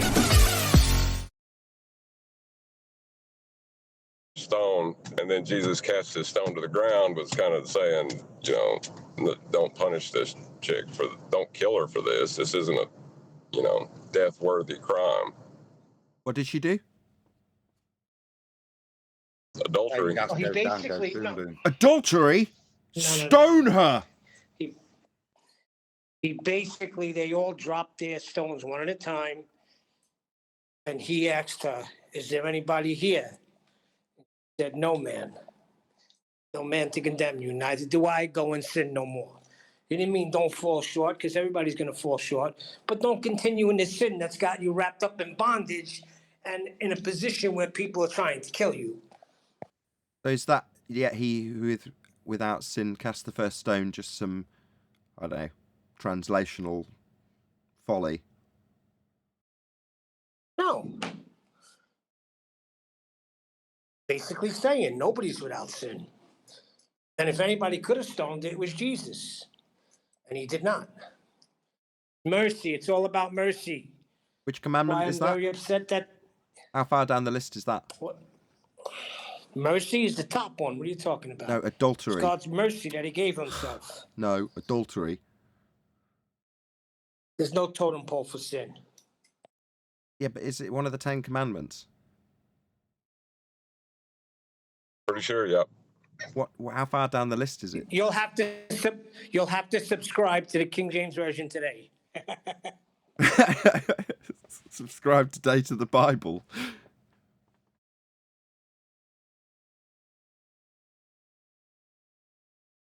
But I'd like to talk to the Morgile about, like, the begging the question within the paradigm of how, like, because he talked about space a lot, you know, and what we should and shouldn't see within the heliocentric model. You know, and it's fine to do that, but you should give a disclaimer first before you get into begging the question, you know? It's number 7, but Jesus is obviously pointing out that none of them are able to have the right to break commandment number 6, which is thou shalt not murder. Right. I mean, you don't have to kill her with the stones. You could just use little pebbles, right? Yeah, I don't think that he'd probably get away with that. There you go. Problem solved. If I'd have been there, I'd have sorted that out in a heartbeat.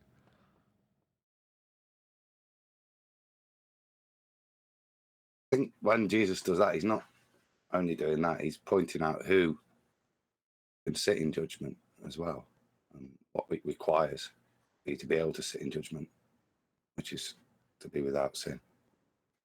Sure. I mean, he had a great point. I'd have just been trying to disperse the crowds. Tear gas is better than stones. That did disperse the crowds from the eldest to the youngest. What was interesting is that they never brought the man who was also caught in the act of adultery. So it was a total setup. That's correct. That showed their hypocrisy. She can't commit adultery by herself. Nobody is going to stone anybody until I blow this whistle. Do you all understand? Even, and I want to make this absolutely clear, even if they do say Jehovah. Jehovah! No, you're supposed to say even if you do go to Gen Panda. No, you'll get banned for that. And stoned. So, Adam, I hear you got a matchmaking channel now.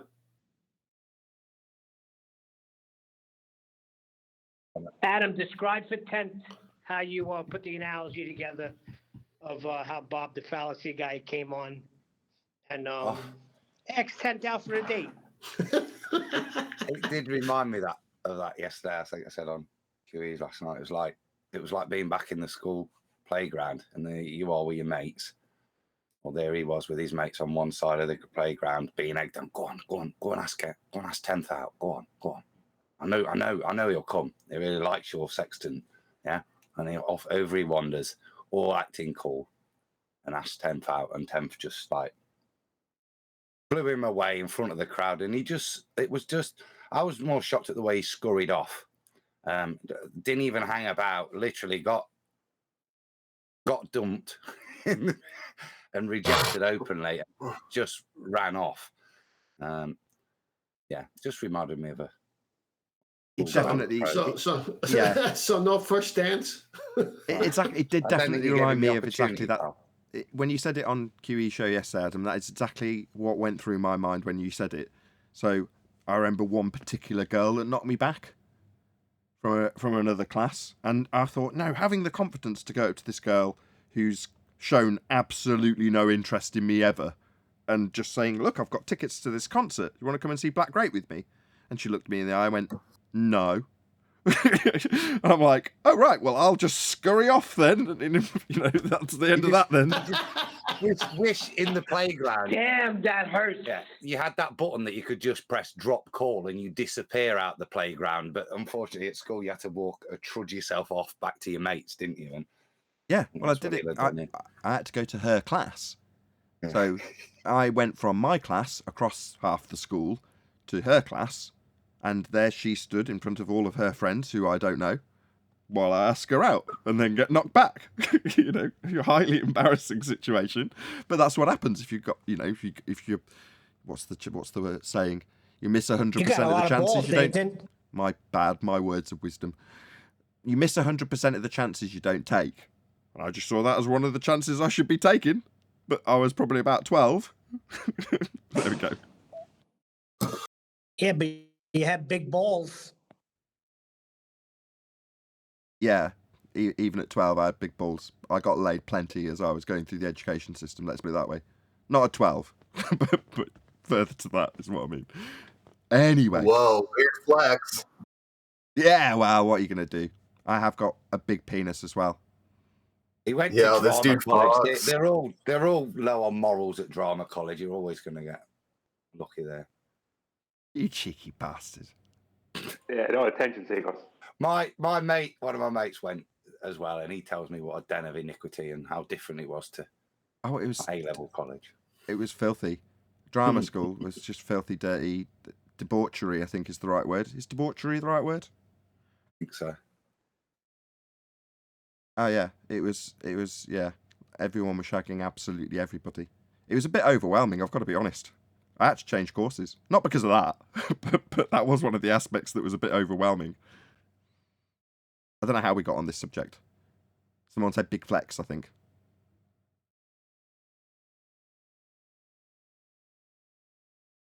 Everyone's going to be signed up for drama school now. Yeah, let's paint that a little bit worse then. There was also lots of lovies. Do you know what a lovey is? People singing and dancing in corridors. And that is a recipe for insanity. Well, it was for me. It drove me absolutely bonkers.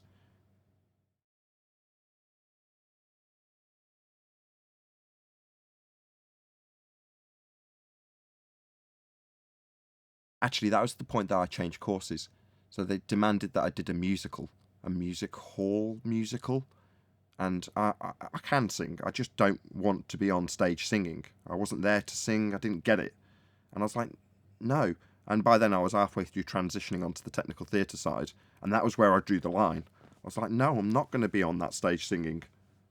No, I'll film it. So I ended up, that was how I got my credit, by filming the performance as a technician, as one of the crew. So I was no longer on stage. I didn't do any stage work for that particular credit. And I filmed it all and edited it all. Hence me having some of those skills now. But if it wasn't for that aspect of bloody performing arts college, which was to say people singing in corridors, making me twitch, it still does now thinking about it. Yeah, the sex was great, but the singing was enough to drive me insane.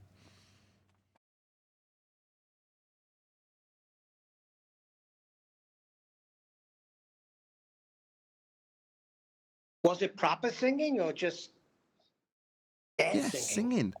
Singing. You know what singing is? You know what a stage is? Well, if it sounded good, what's the problem? I didn't want to be I'm not a singer. Good? One of the girls I went out with in college was an exceptionally good singer, right? And the singers on the course were all good. Now, all of the performing arts students, these are the ones that drove me nuts in the corridor singing, were all average. Yeah, they could keep in tune, but none of them were good. Now, I was no different to any of the other people on the performing arts part, not the music part. Now, the girl I was going out with, Gemma, she had a fantastic voice. And I'd sit and listen to her all day long. It was glorious. Because she was a good singer. Now, anybody who's listened to any music ever, you want to hear a good singer. Do you want to buy an album with an average singer on it? No. Nobody wants to hear that. Now, I knew... Well, that's what I asked you. Yeah, nobody wants to hear a load of average performing arts students singing. To me, it's nails on a chalkboard. You want like autotune? Pardon? Really? No autotune on everything? Really? On a live performance, really. Arwin? No. Oh, live performance. Yeah. No, that would really suck. Yeah, it was. It was awful. Unfortunately, I wasn't involved in that atrocity. I'd moved to the technical side. So I was lighting the atrocity and filming the atrocity rather than performing in the atrocity. So that's the way I viewed it. I mean, the music side of the course, I'd go around and watch some of the bands. You know, some of them were doing gigs on the side and all that sort of stuff you should do when you're a teenager. And I'd follow them around because I loved it. Listening to good singers and good guitarists and good drummers. Wonderful. I love it now. I'm well into music. Average singers, nah. I'm one of them. An average singer, I don't want to be on a stage showing people how average I am. Yeah, that would drive me insane too. No, just kidding. You want to excel, right? Maybe I'm different. Again, maybe I'm being naive when I say this next statement. I assume everybody wants to excel at whatever it is they're doing. You want to be good at what you do and be able to be proud of what you do. And a lot of people call me a narcissist when I'm in the comments saying things like, my show is ace. You should be subscribed. Like, yeah, bloody narcissist.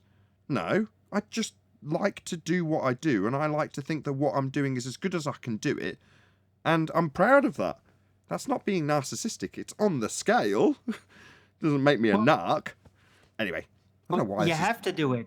You have to do that because we are constantly getting opposition to that. Constantly people are trying to downplay us, anti-flat earther trolls, and they're really persistent at it. So you kind of gotta do it just to have that counterweight manifested against them, because they'll be doing that what they do anyway. Yeah, projecting it onto us. Right, projecting failure onto us. So we just have to be like, no, we are good enough at what we do. This is worthy. This is a worthy way to spend your time. We are learning. We can prove we're learning. We can actually point it out, a whole history book. Like, oh, look at the FED history book. Look at what we went through. We do this regularly now. It's like opening up the book of our own past. It's all real. It's all, you can point at the developments, where we were at with our minds and where we are at now. So it's all real. They don't have that. they just have the same playbook over and over again and just hoping that everybody forgets about it, about the history. And if they could just shut us up for long enough, they could forget also, right? Right. They just want to forget about us so they can move on back into fantasy land and just blabber all day long about pointless things.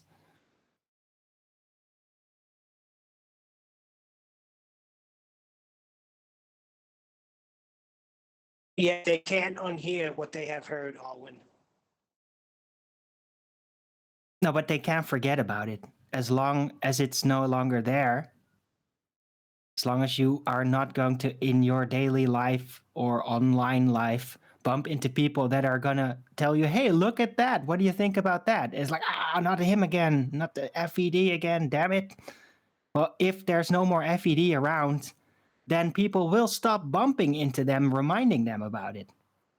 Right? That's what they really want. They just want to forget about it. There's a good point. Yeah, but think about a belief that you have, and then you come to the understanding that it is not true. No matter what you do, you still cannot unhear what you've heard. That was what I was going to expand on.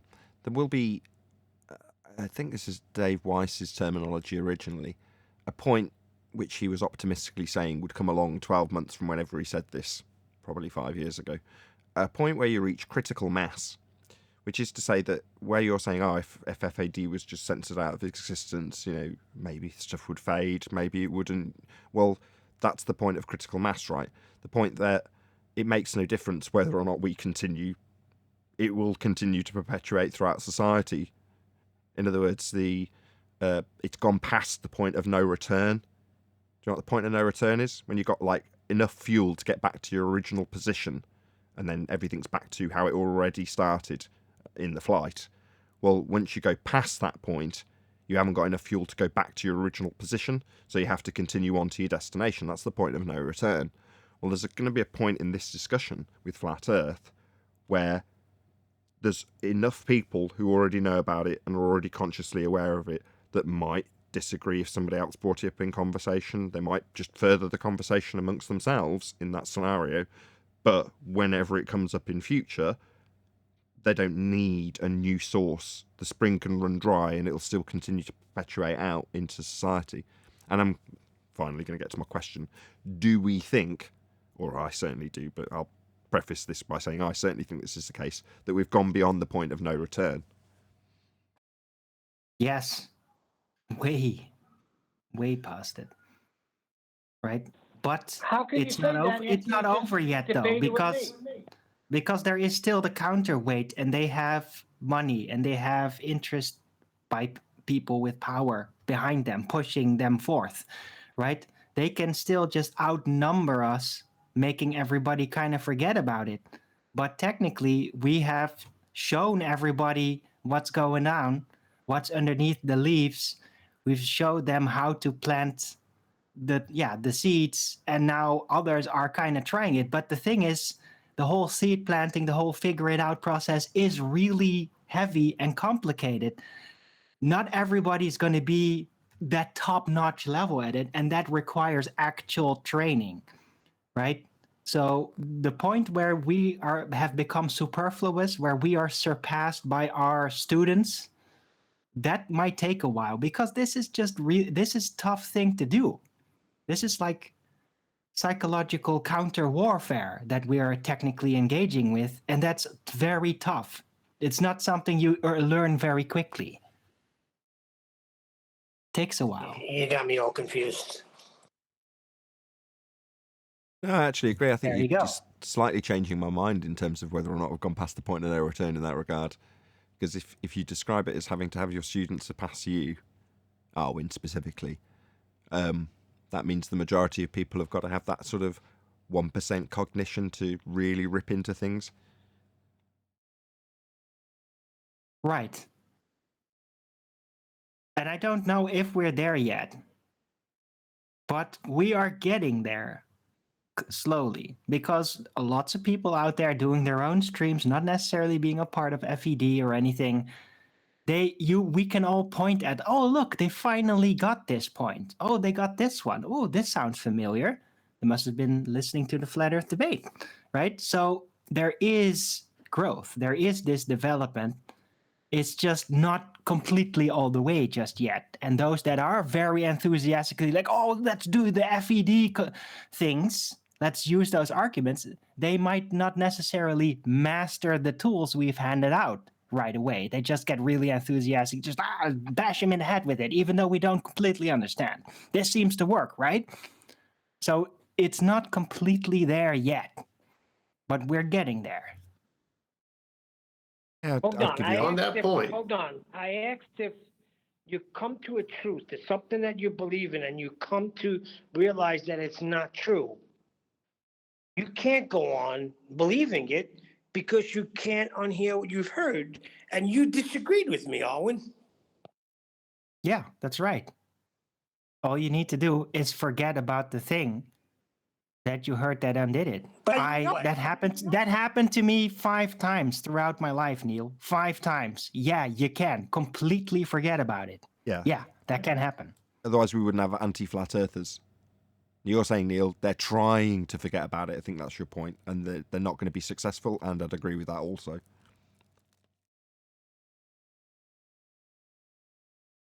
Even if Flat Earth stopped on every station, every YouTube channel was shut down, you cannot on here get out of your mind the things that were discussed and proven here. That's all my point is. You can forget about it, right? But not as long as you keep engaging like the anti-flat earthers. As long as you keep attacking the flat earthers, then you can't forget about it because we'll constantly remind them. You see? But if they step away, we spoke about this. Yeah, you're in the middle of my sentence, but whatever. John brought it up. If Jesus, the whole concept of Christianity, was proven to be false, I'm not following it no more. I can't close my mind to it and say, nope, it's true. I'm going to keep going. So I don't understand what you're talking about. There's no way you can go on. Well, that's a gross oversimplification of reality in itself, Neil. And that's your problem. I don't have that problem. I go with what works, and how much something is true, that depends on the level of approach. Like, where are you going to approach it? How? What about it are you going to approach? Because almost nothing out there, like information-wise, is completely perfect. It might not exist at all, right? So you always got to just consume the meat, spit out the bones with everything. Everything.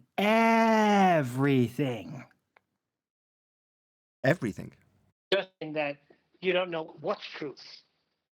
Whatever it can be truth. Well, yeah, we do know what is true. What is true by many different standards: scientific method standards, repeatability, empirical nature, logic. There's many ways of discerning the truth, and you don't have to necessarily start out with pre-knowledge. You can figure it out from scratch again and again and again and again. Completely blanked out, figuring it out from scratch again and again. Because of logic, because of truth. You don't have to be in the know to know what truth is. You can figure it out from scratch. That's the whole awesome thing about it.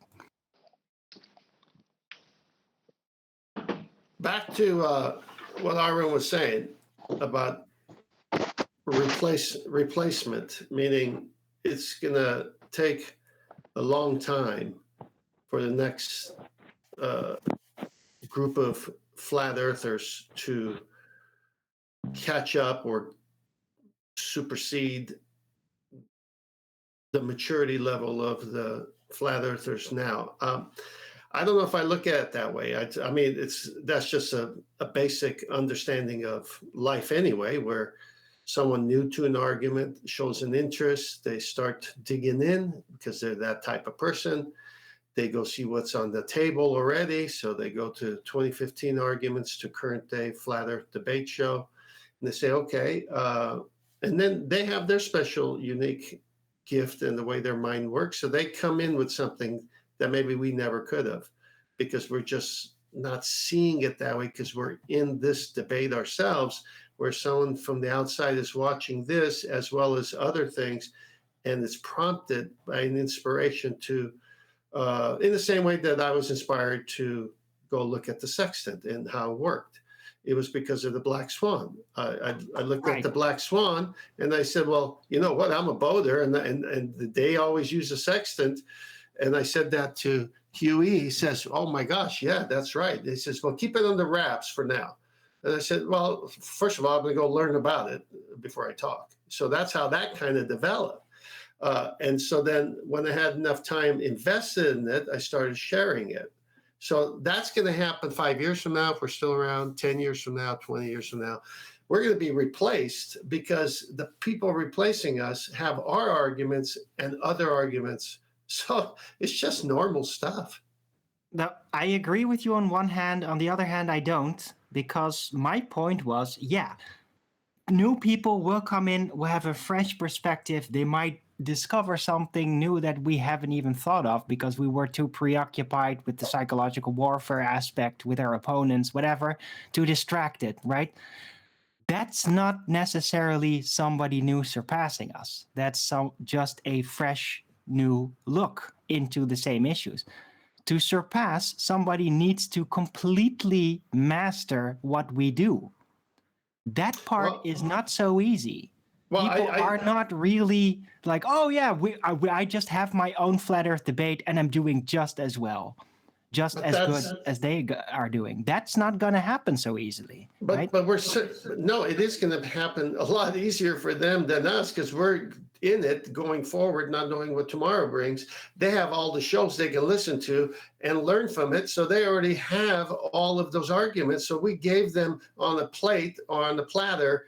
If they say this, you say this. All the psychological, they're seeing it. They're sensing why someone goes on a rant. They're sensing, the fallacies and spotting it. So it's like if someone comes and has all the shows, it's like, here it is.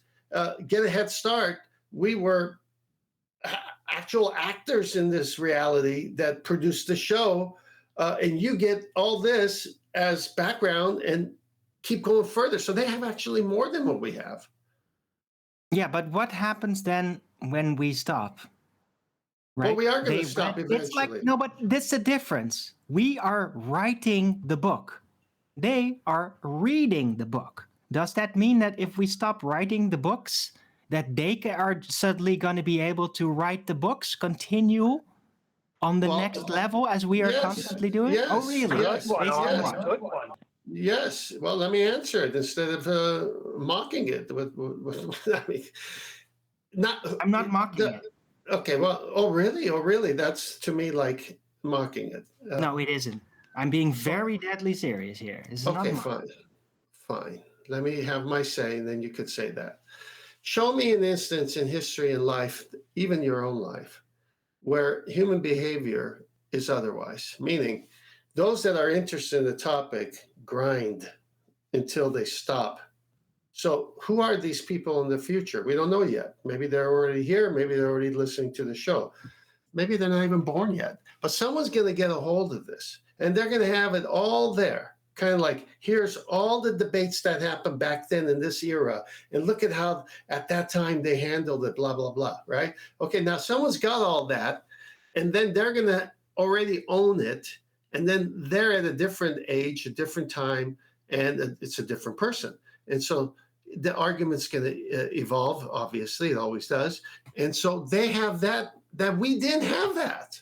But they're using our experiences. We are the experience in lifetime.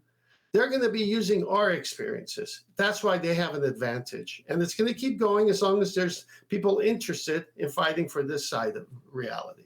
All right, maybe you're right.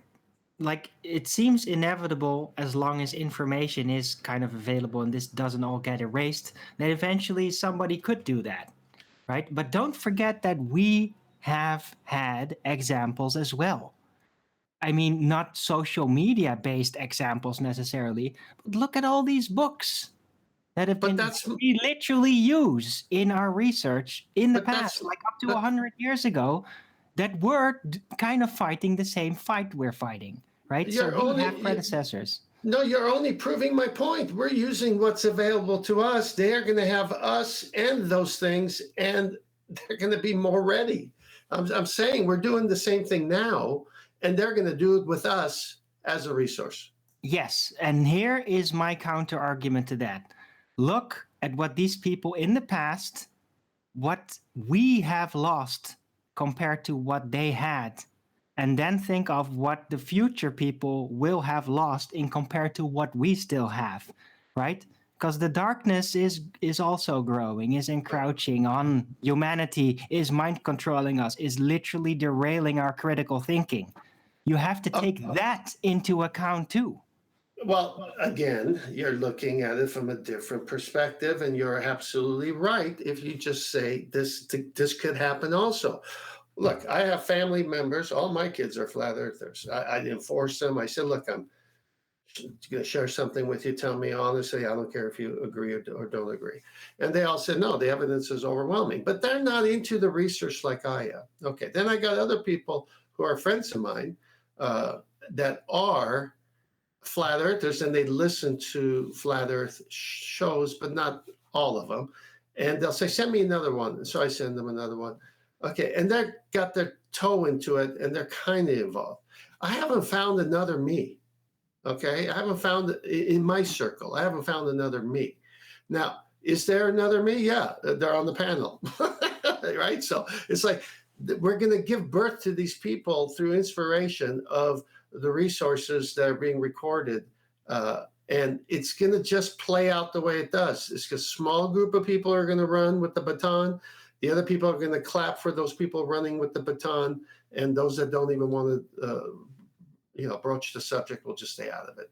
That's why that's human nature. That's why we are using resources of others to enhance our knowledge, and the people in front of us will use those same resources plus the resources we are writing as we speak. Right. The next generations will have the new resources, but they will also have the new burdens. That's my point, right? Well, what's we new in have life? lost things that our predecessors did have, and we probably don't even fully realize because we're so immersed in what is happening in this age right now. The next generation will have something similar and worse. So it's kind of balanced out. It's not like, oh, of course they are going to get better than us. No. They're pretty much going to face the same level of challenge. I don't know what you mean by lost context. I don't know what you mean by lost things. I'm talking about 8 housekeeping questions. I'm talking about one specific situation, not other issues. I'm talking about this debate show and the nature of Earth, not losing this. Yeah, but this is not just the housekeeping questions. This is also psychological. This is about critical thinking. This is about spotting the deviant behavior. That's very critical part of the whole process. And they have now, much more now than it was like 50 years ago. It wasn't that prevalent. Now it's prevalent. Now we have to deal with it. And the next generation can count on having to deal with that probably even worse. And it's recorded. And it's recorded, and they see how we deal with the anti-flat earthers, the deviancy, as you call it. It's all there for them. Right, just like our predecessors offered what they were dealing with, and that we have assimilated and perfected that, but yet are dealing with new situations as well. So that's how it's kind of balanced out. That was my point. Not going against your point, but I'm just balancing it out. Well, the thing that got me to talk about it was I believe we're going to be superseded by a whole new group of people we're going to sit back in our old age, and me much older than you guys, and I'm going to say it sure was great to be part of that. Look at these new crop of. I'm already like that. I already feel like that right now. No, I can't wait for the new group to come on. Right, but I'm already feeling like that because I was privy to be part of the 2015-16 revolution and put myself down a little enough. And so I'm already feeling kind of like that, right? There have been many, many new people arriving on the scene, starting to do their own thing, conquering their little corner on the internet.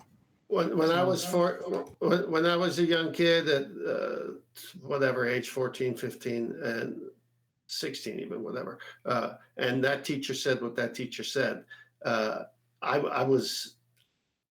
I'm not alone. There's students today that say that's a bunch of malarkey. And so they are the future. They're the ones who've resisted. They're not the people in the classroom going with the comprehensive education. They're saying, I want to know why. I don't want to be a parrot. I don't want to repeat. That's who I was. And I know there's tons of those people out there. And those are the crop of people. When it comes to recruiting salesmen in my business, people would come in, they hate their job, they want to change. And I'd say, have you sold before? No. What makes you think you're going to succeed in sales? Well, I like the commission. Okay, so you're in love with the time, the freedom, the self-employment. Yeah, those are all great. But if you don't make money, you're going to live off your credit cards. Once you max that out, then you're going to be in debt, and then it's going to be a horror story. I go, how are you with rejection? Because that's number one. You're going to be rejected more than accepted. How are you going to deal with that? And what's your game plan? I would just throw everything in the kitchen sink at him. And he said, man, I thought you were trying to recruit me. And I go, no, I'm not. I'm trying to assess you. I go, the last thing I want is your wife calling me and telling me why isn't this man successful and making money? He sold me a dream that we're going to make $6,000 to $10,000 a month, and we're living off our credit cards. I said, well, number one, I told him not to do it, but he decided to go ahead. And I've told him all the time, this isn't his gig. I've seen that. I've seen if you don't assess people, if you don't, especially if they're single and they want to waste a couple of years, figure out if they can do it, that's different. But if they're married and kids, my conscience wouldn't let me recruit them. I'd say, no, man, he's just not built for this. Did you say horror story? Horror. If I said it, I can't remember. Sorry, just. Oh no, there's more acronyms, but I know we have fun with it. But no, I think horror story. I think now more than ever, with media outlets shutting down, saying we're archaic and all this, I think more people, are involved. This next generation is going to be awesome because it's more than ever. It's the children of the people who have the channels. It's their children's friends. It's that tight pocket of gatherings of young people saying, yeah, my he's tearing the ball apart. And then they get around with other people and they start influencing, and they're like in rookie season. They're not even really debating yet, but they've got all this, I grew up in a musical family, so what the heck? I started playing the guitar. Now I'm a part of a rock and roll band. It's going to be, I grew up with hearing my mom and dad debating people on flat earth, and the arguments are second nature. Of course, I'm running with it. This is what's going to happen in droves. That's what I see. Well, that makes sense, because when I was a very young kid, my parents kind of bred giant enthusiasm in me. And I never really even understood what's so special about that, but I'm still echoing it to this day. Like, yeah, giants are awesome, and giants in the past, and giants. So yeah, that does happen. What you get exposed with at a very young age, it catches your dreams and then often finds itself in your drive at an older age. Yeah, as far as I'm concerned, speaking for myself, I don't think I'm going to get tired of this topic. I think I have ideas of once I get my new camera, which is a long story now, but because I don't want to use my P900 to do it, but I want a good phone camera like the iPhone 13 Pro. But once I get back to putting stuff back on my channel, my own channel, 10th Man, Rising, there's so many ideas I've sketched down that I want to go do, but mostly man on the street. I want to do the man on the street version where I take and simplify our 8 housekeeping questions and start having conversations with people. And so that anyone listening could see how, because I'll run into an anti-flat earther someday, but normally just the normies. And so people say, wow, I like hearing this back and forth. It's not argumentative, it's got class to it, and yet they're touching on some very touchy subjects. And someone's going to have to give up a paradigm because they're 180-degree opposite. I mean, this guy's saying it's flat. This guy's saying it's a ball. This guy's saying it's gravity. This guy's saying, it's density, blah, blah, blah. And so it's like, this is what people need to hear to give them some courage. I agree with that. Yeah, I think I sense we're part of something, and I sense what's coming after us. They're going to be using what we're a part of as well as what came before us, because we're using what came before us. So why shouldn't they?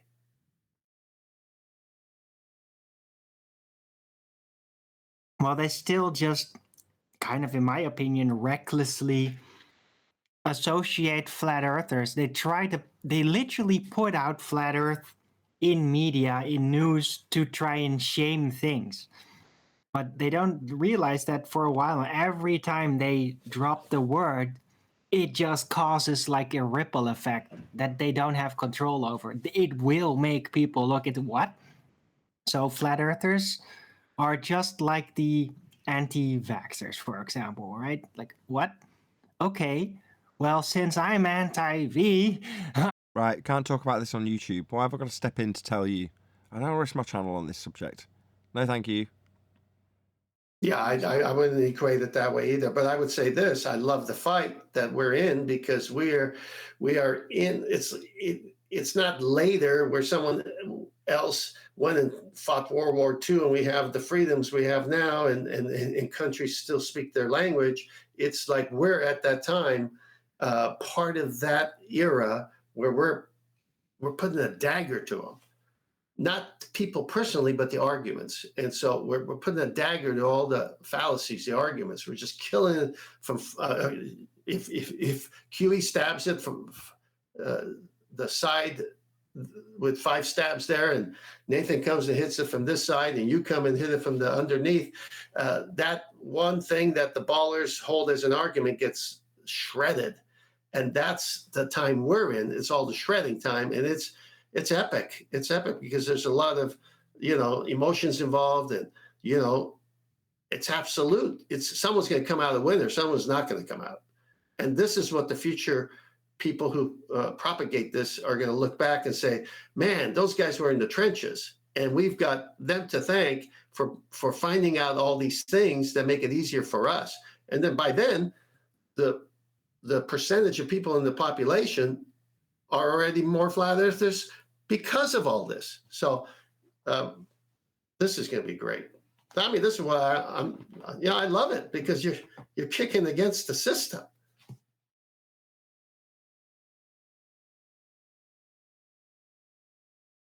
Sorry to cut you off, Arwin.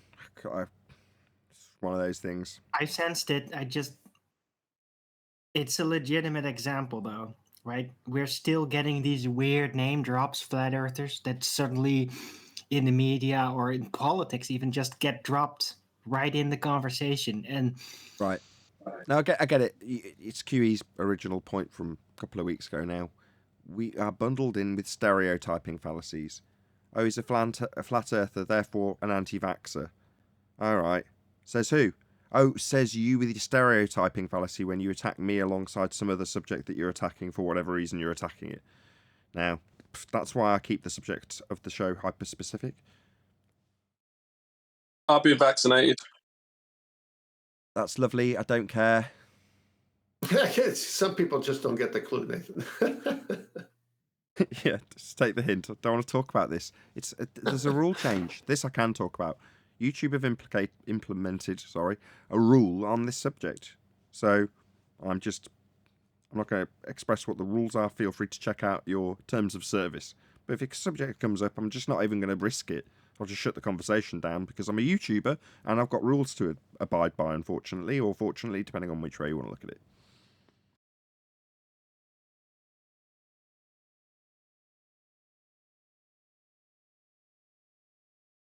I'm a little bit more liberated than that on my channel, though. All right. But I don't push my luck. Yeah, I don't push my luck at all, as I do depend on this to make a living from.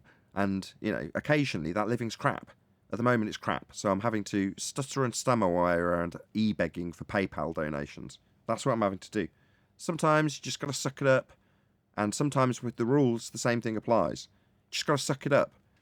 I know it stands in contradiction to my moral position on this subject. I'm not allowed to talk about it. I haven't got a show on it though. So it's not exactly a heartbreak, because for all of those of you who've got a show on, I don't know, computers, and you suddenly decide that you've got a political view, you know, it's unreasonable for you to use your computer platform to suddenly express your political view to your audience. Now, that's the way I can just about keep myself from going insane, because I've got to justify it to myself in some way. Now, I've given a crap justification, and you can, and I encourage you to pull it apart in the comment section if you're watching this after the fact. Because, you know, all I'm doing is like anybody else has to do in this scenario, which is justify it to the best of their ability so that they can get on with it and hopefully give it as little thought as possible. But you're not the only one. I listen to other channels where the host is saying, of course, you know, different subject as well. Okay, well, we can't say that. That's one of the things we can't talk about, but you all know what I mean. And then it goes on, and then he'll say, well, it can't say that either. So, but it's the current theme of the day, and so they have to do this coded language all the way around. Yeah, I can give you a perfect example of that. So Amber Heard and Johnny Depp are currently going through a long, drawn-out, expensive legal battle.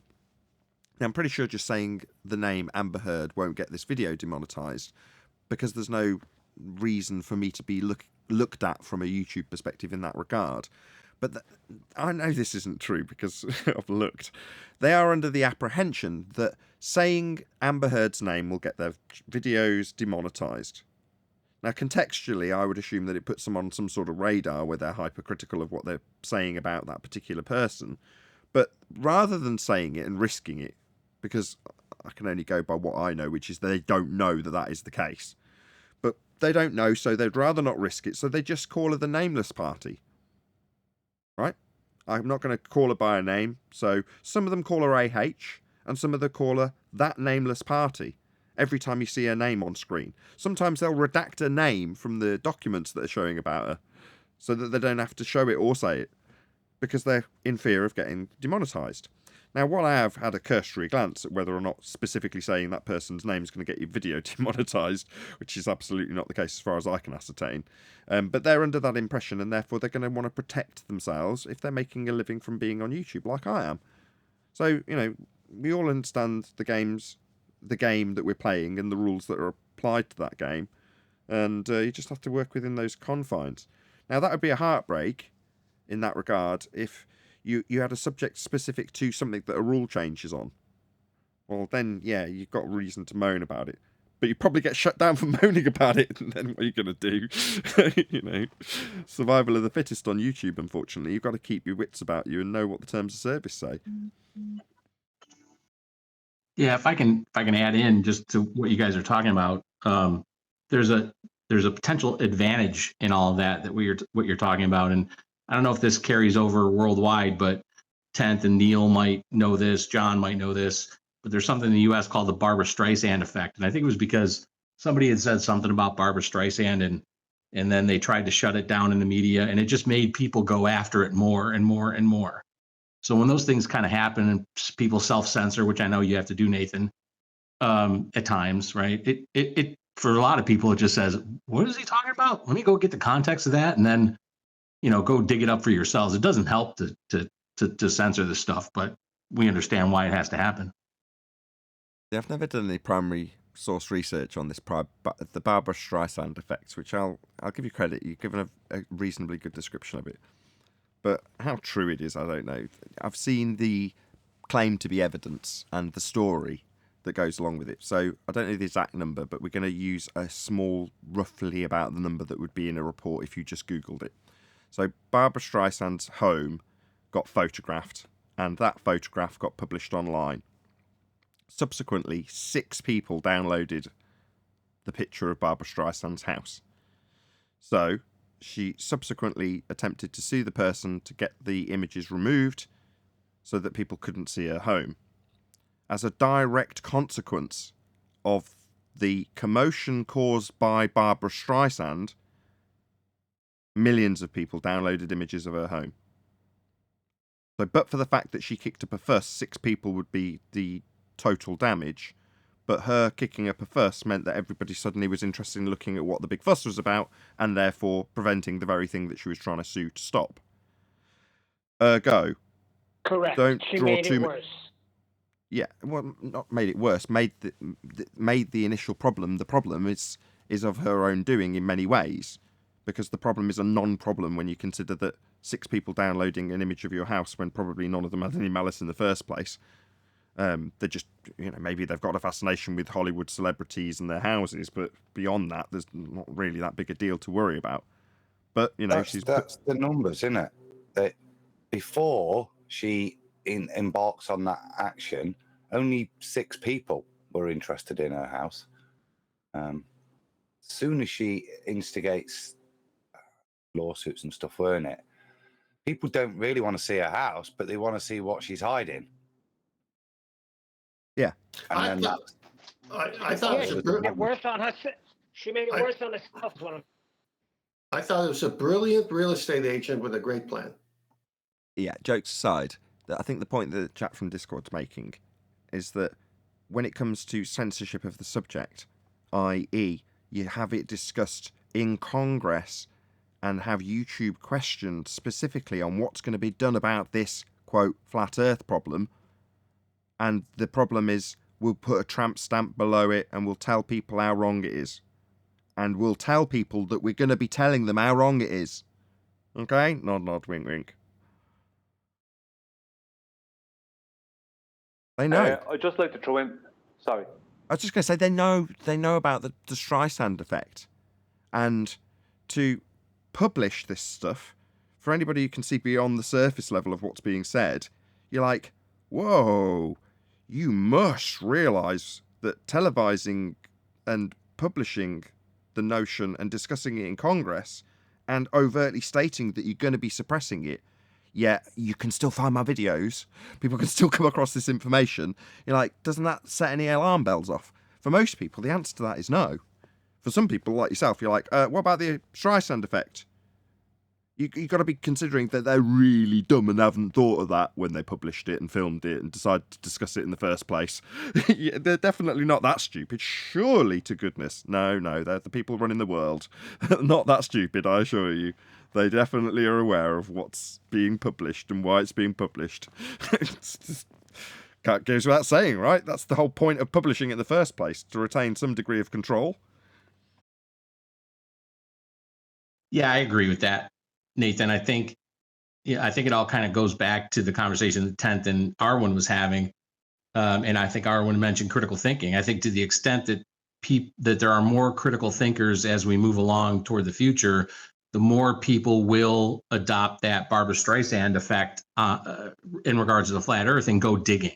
I just don't know how much of that critical thinking there is now or will be in the future. My own personal opinion is that the more governments try to do what they do and media tries to suppress what they suppress, the more people are going to critical think. But that could be just wishful thinking on my part. I'd say if it's sort of less than 5% of the population, which is probably where we're at, less than 5% of the population are aware or consciously been made aware of the notion of a flat Earth as opposed to a sphere Earth. Well, it's statistically insignificant, really, when you think about it. But go ahead, Brian. I cut you off a little bit. Sorry. No worries, Nathan. Now it's 2 things to say. One is current circumstances. I'm going to start it off like this. Current circumstances is like talking about them on the show is like this show being a restaurant that we all love coming to. Nathan's, it's great, loads of great food, blah, blah, blah. And one of us coming in and putting a rodent up on the counter. It's going to get shut down. So don't put rodents on the counter. Right? That's the analogy I was going to give. But that's a bit late because the conversation has moved on.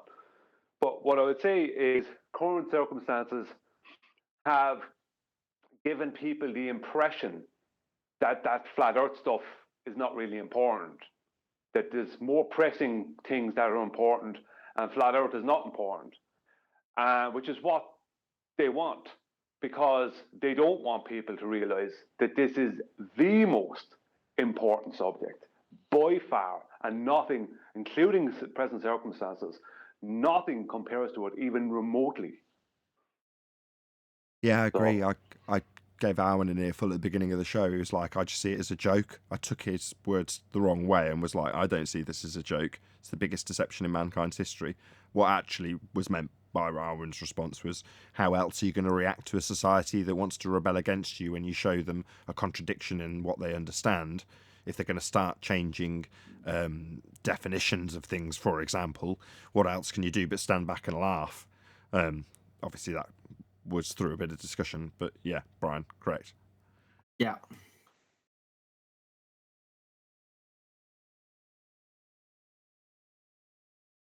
Well, if they can keep the populace thinking of this subject as a boy subject, or a B subject, a C subject, it's like they're trying to push it back into the realms of it's just one of these conspiracy theories, right? That's basically what they're trying to push it into. You know, they try to throw it out there like a conspiracy theory at the start, and now they're trying to give the impression that it's just a conspiracy theory again. You know, because it was shown itself to not be just a conspiracy theory. You know, when does a conspiracy theory stop being a conspiracy theory? When it's shown to be real. You know, then it's not a theory anymore, if you know what I mean, in the colloquial sense. You know, it's a fact. So it is a fact that we are not on a globe. It is a fact that we are told we are from the very moment we're born. Those things are facts. Yep, it's a massive deception. And I agree. I think the way that certainly the presentation of the subjects put to the people who come to it now, the idea of the idiots in flat Earth and how they will be ridiculed is what you'll come across if you have a tertiary interest in the subject. That's what you'll find. In other words, the smallest of minorities, that would be the anti-flat earthers, have everything to offer to that person who's digging. That's your surface level. Nathan, that disclaimer that comes on about the flat Earth model is an archaic under stations like the subjects we have, channels. Has anyone clicked and read it? Because I'd like to read it, if I may. I have. I clicked it and read it as soon as it appeared. You're talking about the tramp stamp. Yeah, when it first came out, I think I might have read it on the show and then expressed how I agreed with certain aspects of it. Quite a few, actually. They would go, yeah, feel free to read it. Yeah, that's exactly why I wanted to read it. Okay, so you click on it, and it takes you to wikipedia.org. The flat Earth model is an archaic conception of Earth's shape as a plane or disk. Many ancient cultures subscribed to a flat Earth cosmography, including Greece until the classical period, 323 BC, the Bronze Age and the Iron Age civilizations of the Near East, until Hellenistic period, 31 BC, and China until the 17th century. The idea of a spherical Earth appeared in ancient Greek philosophy with Pythagoras, 6th century BC, although most pre-Socratics, 6th and 5th century BC, retained the flat Earth model. In the early 4th century BC, Plato wrote about a spherical Earth, and about 330 BC, his former student Aristotle had provided strong empirical evidence for this knowledge of the Earth's global shape, then gradually began to spread beyond Hellenistic world. Despite the scientific fact of Earth's sphericity, pseudoscientific flat Earth conspiracy theories are espoused by modern flat Earth societies, and increasingly by unaffiliated individuals using social media. Wow. I think the word's cosmography, right? Yeah, cosmography. Isn't that sweet? I mean, you could spend the whole show on this. that is epic levels of desperation. But yeah, Exactly. Even to the point where they put the Flat Earth Society in. Yeah, but it's tarring us with that brush. It's saying we are, at the end of that list, the unaffiliated social media users. So we're tarred with that brush. But what's being perpetuated out was the description of the flat plane / disk model. It's like, okay, we don't ascribe to that bit, but that's the only bit that'll be attacked in rebuttal. Now, for the most part, I actually agree with the majority of what's being detailed there. It's actually reasonably accurate. And in terms of the maps and models, we don't ascribe to any of them, but we're strawmanned into being ascribed a model which is from the Flat Earth Society that we aren't affiliated with. So they're sort of lining up the stereotyping fallacy for you in Wikipedia, and, more importantly, planting the most important magic trick that there needs to be to make this work. Science. Scientific facts are what are being described when they describe the globular model. Well, you haven't got any science. As for empiricism, what is it when you look up empirical? To test by experiment? Yeah, they don't have that. But that's what they've made overtly clear in the tramp stamp for a flat earther. Yeah, there are archaic models and conceptions of flat disks.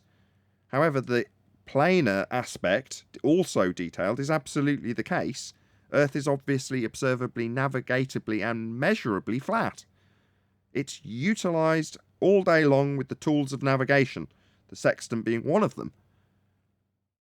If you want to go into the cartography that's given to us all, it's also flat. It's planar. It's done on a grid. Well, those things are flat. Well, that's not us with our model of disks and boats falling over the edge and all of those stereotyping fallacies that will be ascribed to us in the mind's eye of anybody who reads that. And they'll also be affirmed that they've got science behind their belief in a sphere.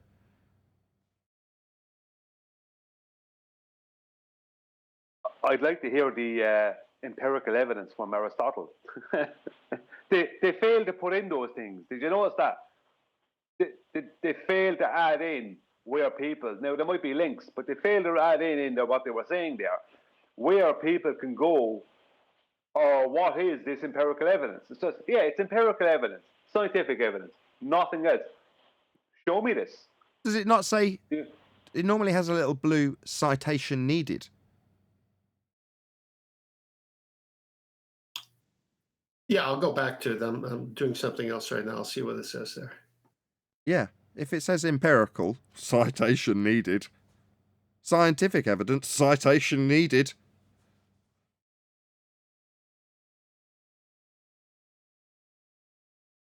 Yeah, let's see this cited scientific empirical evidence of a globe. Okay, I'm on the page. Flat Earth model.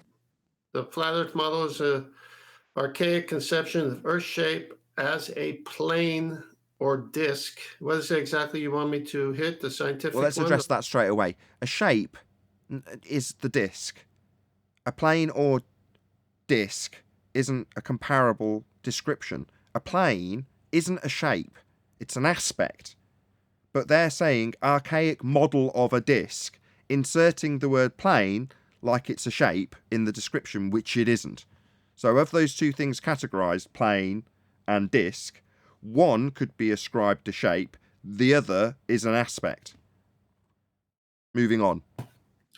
Yeah, so I clicked on it. I'll go back because I clicked on hang on, what did I click on? I was listening to you. I forgot what I clicked on. Oh, Earth's shape. So I clicked on it, and it says figure of Earth. Figure of the Earth is a term of art in geodesy that refers to the size and shape used to model Earth. And it talks about a sphere, so on. So let me go back to another one now. Okay, plane is highlighted. Let me hit plane. Plane, geometry. In mathematics, a plane is a flat two-dimensional surface that extends indefinitely far. A plane is a two-dimensional blah, blah, blah, blah, blah. All right? So not a shape then? Disk coming up next.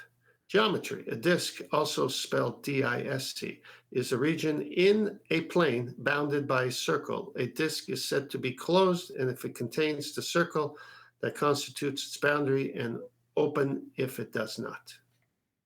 Those are circumference, diameter, radius. All right, what else is in blue? Okay.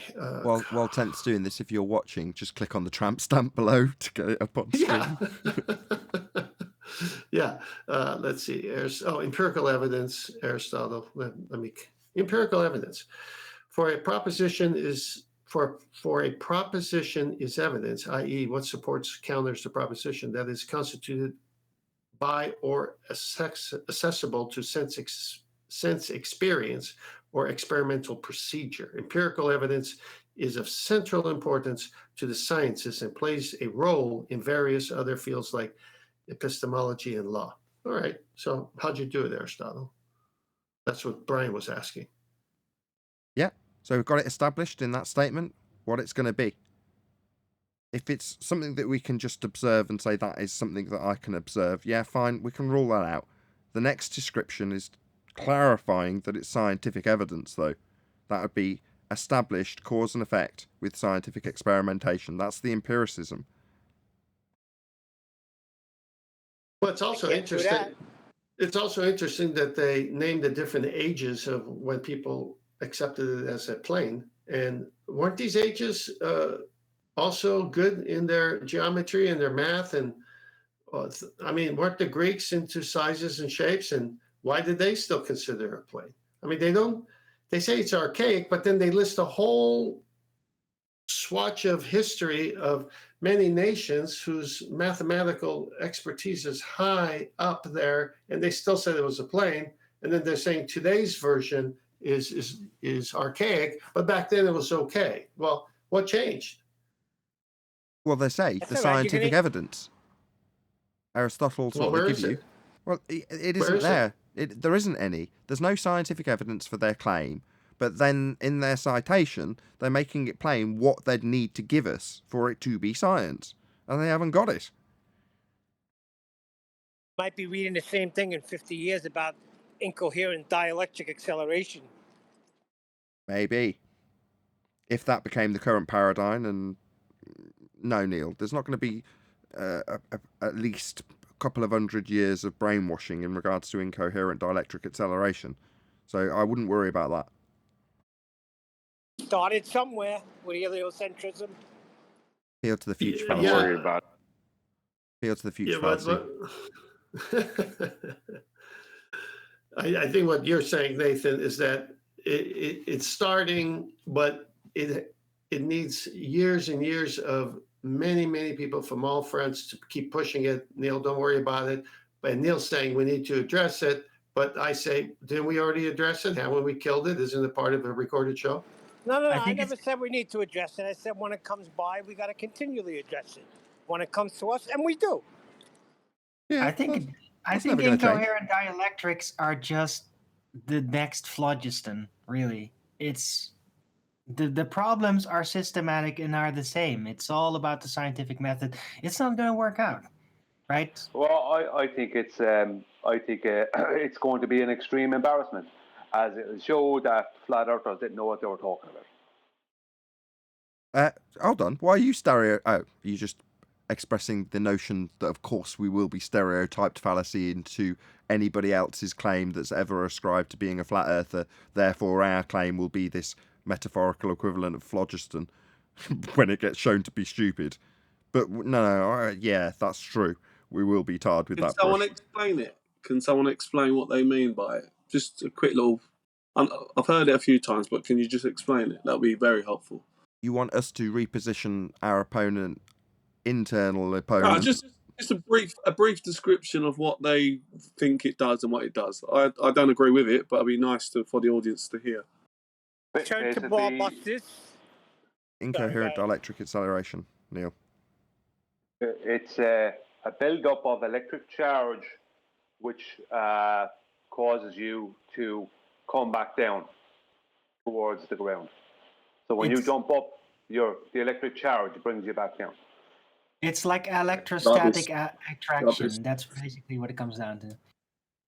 Yeah, Well, we like know a balloon static, sticking to a wall. static exists. We know that, and that is obviously caused by.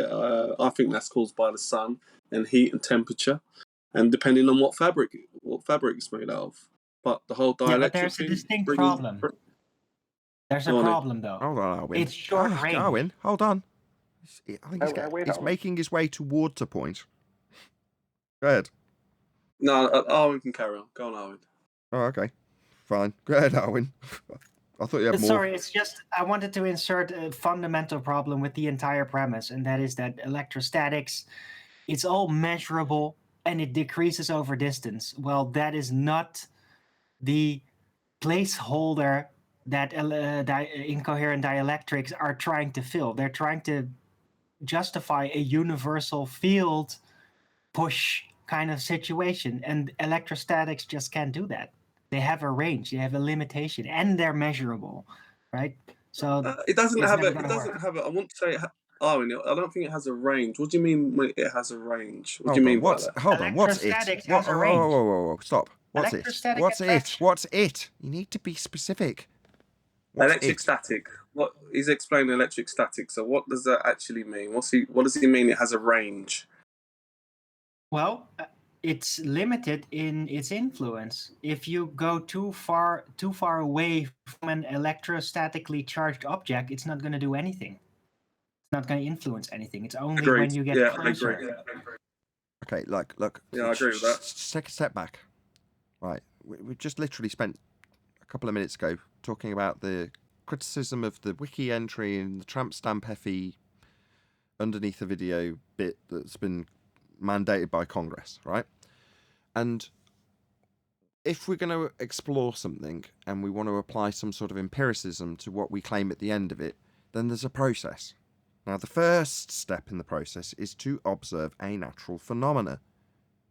So, the first thing I'm going to be asking when it comes to something like incoherent dielectric acceleration is, what precisely are we observing occur in nature that we need to study? Things falling down and things going up. Things falling down and things going up. Okay, I've seen an experiment for that. It was done by Sleeping Warrior. I would say different. Hold on. If that's the phenomena, some things in nature go down, some things in nature go up, some things stay where they are. That's the observed natural phenomena in Anthony Riley's egg experiment. That's the phenomena he was studying. Yeah, when he What about proved electricity, light, and magnetism? One second, please. Just 1 second. When he proved that relative density equilibrium was the cause of this, as he included the medium and the density of the medium into his experiment. When he proved this scientifically, that's how he made Nathan, is it? That's not the name of it. What? Incoherent dielectric acceleration? No, I said relative density equilibrium. Yeah, I thought you said it's not the name of it, and then I was just detailing what it's not the claim of. If that's the phenomena, but someone from Discord piped up and asked about something else, which wasn't the phenomena that Brian gave, so maybe I'm misunderstanding what the phenomena is going to be studied is. Maybe the guy from Discord can tell me. Thank you, Brian, by the way. So, yeah, when we're talking about dielectrics and dielectric fields, this is pertaining to specifically electricity, magnetism, and light. Okay. What of it? All three of those have a necessary antecedent being the dielectric. What? Okay. Yeah, okay. And? Yeah, that's all. Yeah, and that's fascinating. But I'm slightly confused. So, is Brian wrong in his description of what's claimed to be the phenomena in this regard?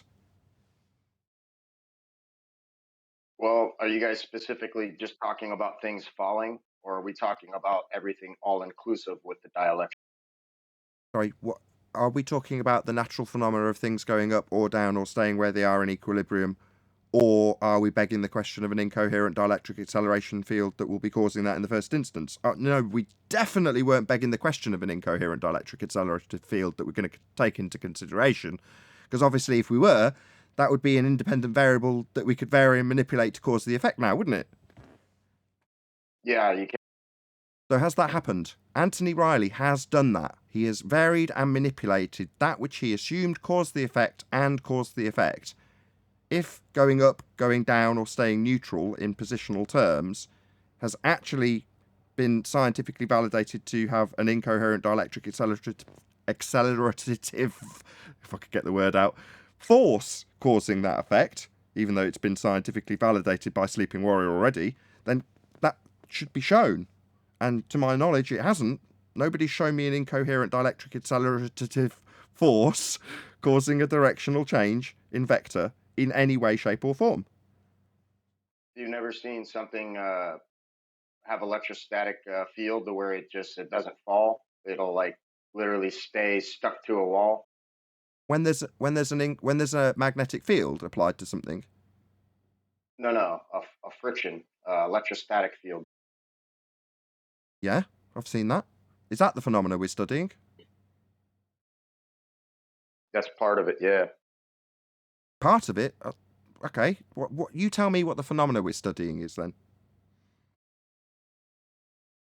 Well, we're talking about things going up, going down, or staying nullified in place. And this is primarily what I'm speaking of. When I can take a pencil, number 2 pencil, or a rubber pencil eraser, or a pencil sharpener, and stick them to a wall and have them defy gravity, I mean, that should say something. Hold on. What do you mean defy gravity? Okay. The phenomena being studied, you've agreed, is things move up, down, or stay neutral. Okay? So, take the example that you've used, which is a rubber, and show me how you've seen it in nature, moving up, moving down, and then you've replicated that with the presumed cause of it being dielectric, incoherent, accelerative forces.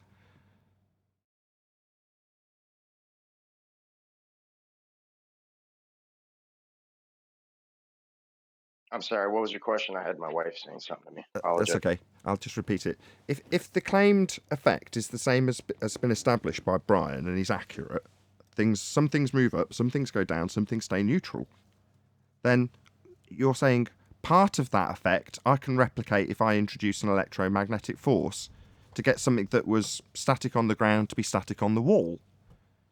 But that's not inducing an accelerative or seeming to be an accelerative force to make something do what you've described as the phenomena you're studying. That is to make things go up, down, or stay neutral.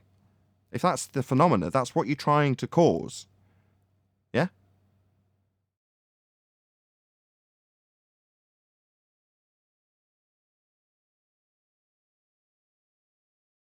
Yeah, well, it is staying stagnant on the wall.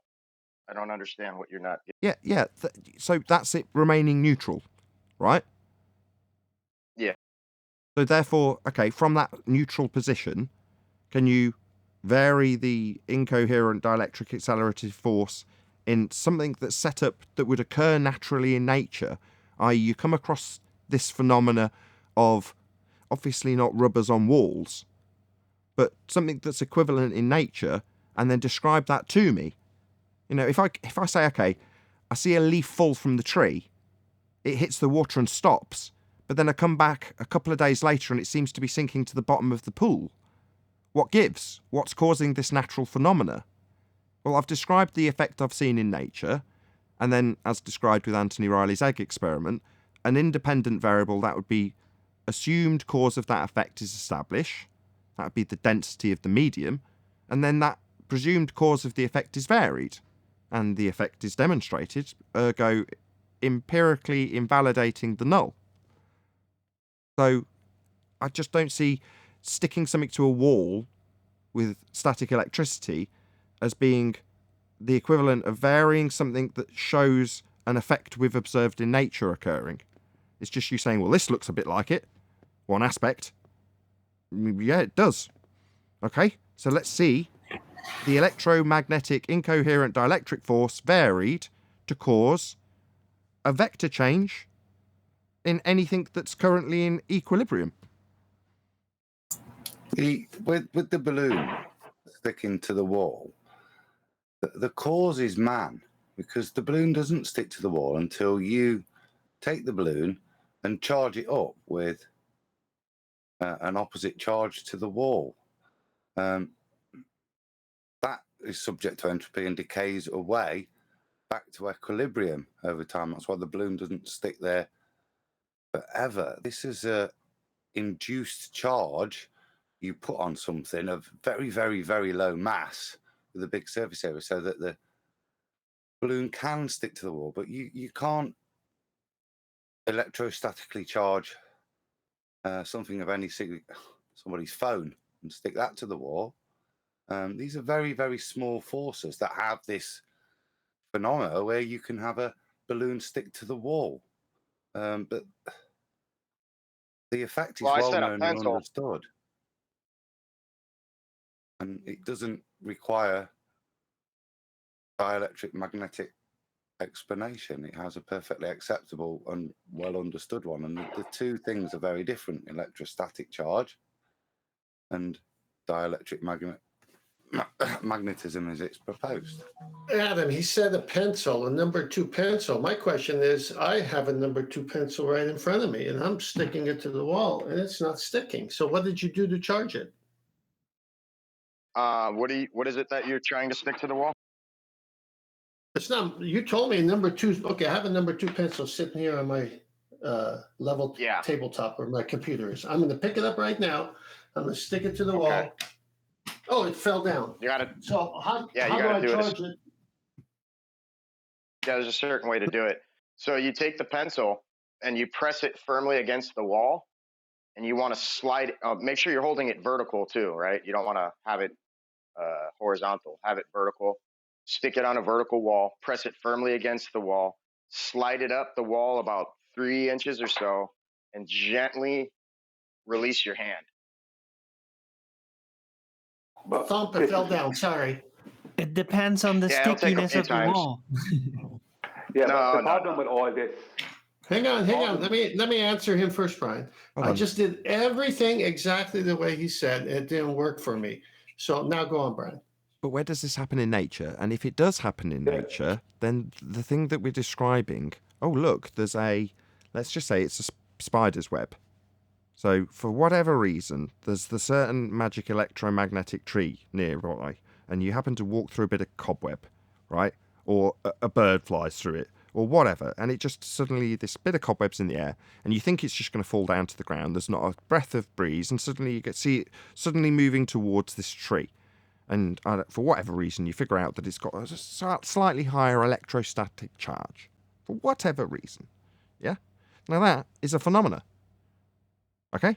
We can then figure out what the cause of that phenomena is. Yeah? So now, can I mention something in regards to that? Yeah, go ahead.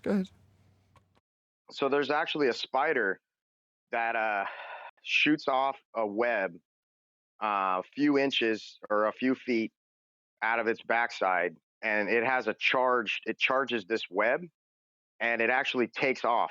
It levitates, and it'll fly hundreds and hundreds of miles through the atmosphere before it ever lands and discharges itself. I'm trying to remember the name of this spider, but this follows the same principle. Okay. And? There's still motion involved. Hold on. It's not passive. So, okay.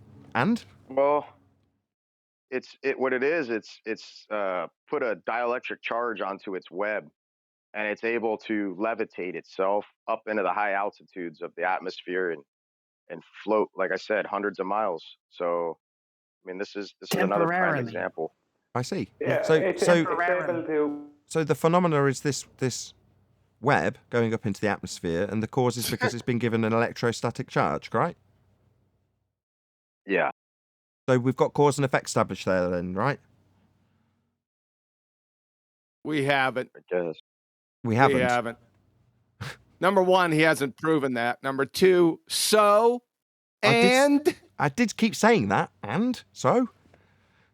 Well, we have something that's not falling down. It's going against your supposed force of gravity. Not falling Not down. your.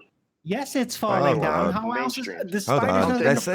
not Everyone, calm down. Let's not lose track of what's going on. None of us are globers here. None of us are claiming gravity. And if you're putting that in the third person to a hypothetical person that isn't here, you need to clarify that first. Otherwise, everyone's going to jump down your throat. I apologize. Yeah, I wasn't pointing that at any, but just the mainstream narrative of, gravity. So to be clear, you're supposing that your cause and effect relationship, which is spider webs going up and the cause of it being them given an incoherent dielectric accelerative charge to get them up high, that is, you think, a tool, a weapon against the mainstream narrative of gravity. Is that correct? Well, I mean, I thought you asked me for a natural phenomena taking place. Oh, come on. Showing this that isn't my first rodeo. I know, and you know, that that's actually put there out there as an argument, though, don't you? You know that. That's why I brought it up. Yeah, get over that you've been led a little bit by me and just speed it up a bit. Yeah, that is being put out there as an argument, though, isn't it? I guess, yeah. I mean, right, but when it was repeated up. back in the way I repeated it to you, did it not sound weak as all hell? Not really. I mean, we got this really? thing that Okay, has okay. has weight. Stop. Okay. Right, give it to us in your best concise format for how the cause and effect relationship that you've established by example with spider webs is an excellent challenge to the current rhetoric of either mass attracting mass or pseudo-Ramonian for space-time bending. You give it to me in as concise a manner as you feel is strong. Oh, I might need someone to help steel man that for me. You're here, man. You've got to suck this up now. Yeah. I'm being gentle. I'm being nice. Task. No, you are. I appreciate that, but I right. don't know So get the fuck I'm on with it. The guy to. I don't know if I'm the guy for that. Maybe someone else can help out with that. Right, but got part of a claim, guys, calm down. Go ahead, Adam. Just to add a little bit of detail in terms of ballooning. Now we've made this assumption. We've discussed electrostatic charge. That seems plausible. We've got this strange link to dielectrics that I can't see anywhere or being explained. But I do just want to read a little bit about what the little spider does himself or herself, or whatever pronoun that spider wants to use. The spider stands on raised legs with its abdomen pointed upwards, tiptoeing, and then releases several silk threads from spinnerets into the air. These automatically form a triangular-shaped parachute. No need for electrostatics or anything if we're forming a parachute which carries, I'll carry on the quote, which carries the spider away on updrafts of winds. So, I mean, have we ever experienced that before? One mechanism being described by those that have studied this in effect here as well. So we've not isolated. Let's think about that. Yeah, let's think about what you said for a second, because you said it's a parachute, right? But in all essence, is it really a parachute, being that it's not completely like an enclosed parachute like we would, hold on. conceive or perceive. Sorry, dude, no offense. That's fascinating and all, and we could discuss this at length, and it would be truly, truly fascinating. But what I was fishing for was how I could potentially, what's your name, my friend? What's your name? Dyslow. Dun dun dun dun. News at 10. We have with us today Dyslow, who's going to explain how devastating the gravity argument is pulled apart by incoherent dielectric accelerative magnetism. And the conversation then progresses on to, well, yeah, how do you explain how the spider webs go up? Do you still not see how weak this is? Well, here's the thing, man. When have you ever seen somebody taking flight from a parachute leaving the ground? Usually parachutes are for somebody headed towards the ground. You're missing with a it. downward You're vector. missing it, dude. Yeah, like the baller that came, that when I postulated why his argument was crap and how I pulled it apart, he would then launch into questions of me about his argument and how great it was. So you sort of whistle past the graveyard in this regard. I'm trying to get you to explain to me how this is a strong argument, and were you news cameras on you right now being asked about, well, why is gravity fake? And you go, well, because obviously it's explained with incoherent dielectric acceleration. And they go, tell me more. And everybody around you's poised to hear how devastating this is, because this guy's about to debunk pseudo force space with this. And then you end on, so the end of your discussion is, well, how do you explain how spiders go up on their parachutes? Parachutes, you know what I mean? You're still not getting how crap this is, clearly. The more I'm reading about this, the weaker this argument is. And that's why I wanted to mention it. That's why I brought it up at the start. We're in it, man. This is it. We're in the thick of it. But yeah, I'm glad you have, because obviously we've now got somebody who's making a claim, and hopefully we're being as nice as possible and in the nicest possible way saying, yeah, this is really crap. But Adam, go ahead. Just reading a little bit more, I'll read it. It's generally thought that most spiders heavier than 1 milligram are unlikely to use ballooning. Because many individuals die during ballooning, it is less likely adults will balloon compared to spiderlings. So it seems like a desperate attempt to spread. It's quite a risky process.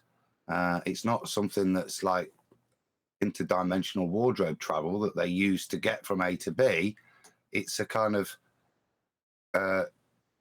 survival mechanism that they'll do this to get them away from areas where they've high levels of competition from all their siblings. So emergency escape hack. Yeah, and like I said, just regards to people don't use parachutes, but they use kites. So I think probably a kite would be a better understanding of what the spider's doing and hanging on like a kid taking off. You know, that appears to be what it is. The last bit is, so I've mentioned that it does make a little reference, but it's very patchy. The Earth's static electric field may also provide lift in windless conditions.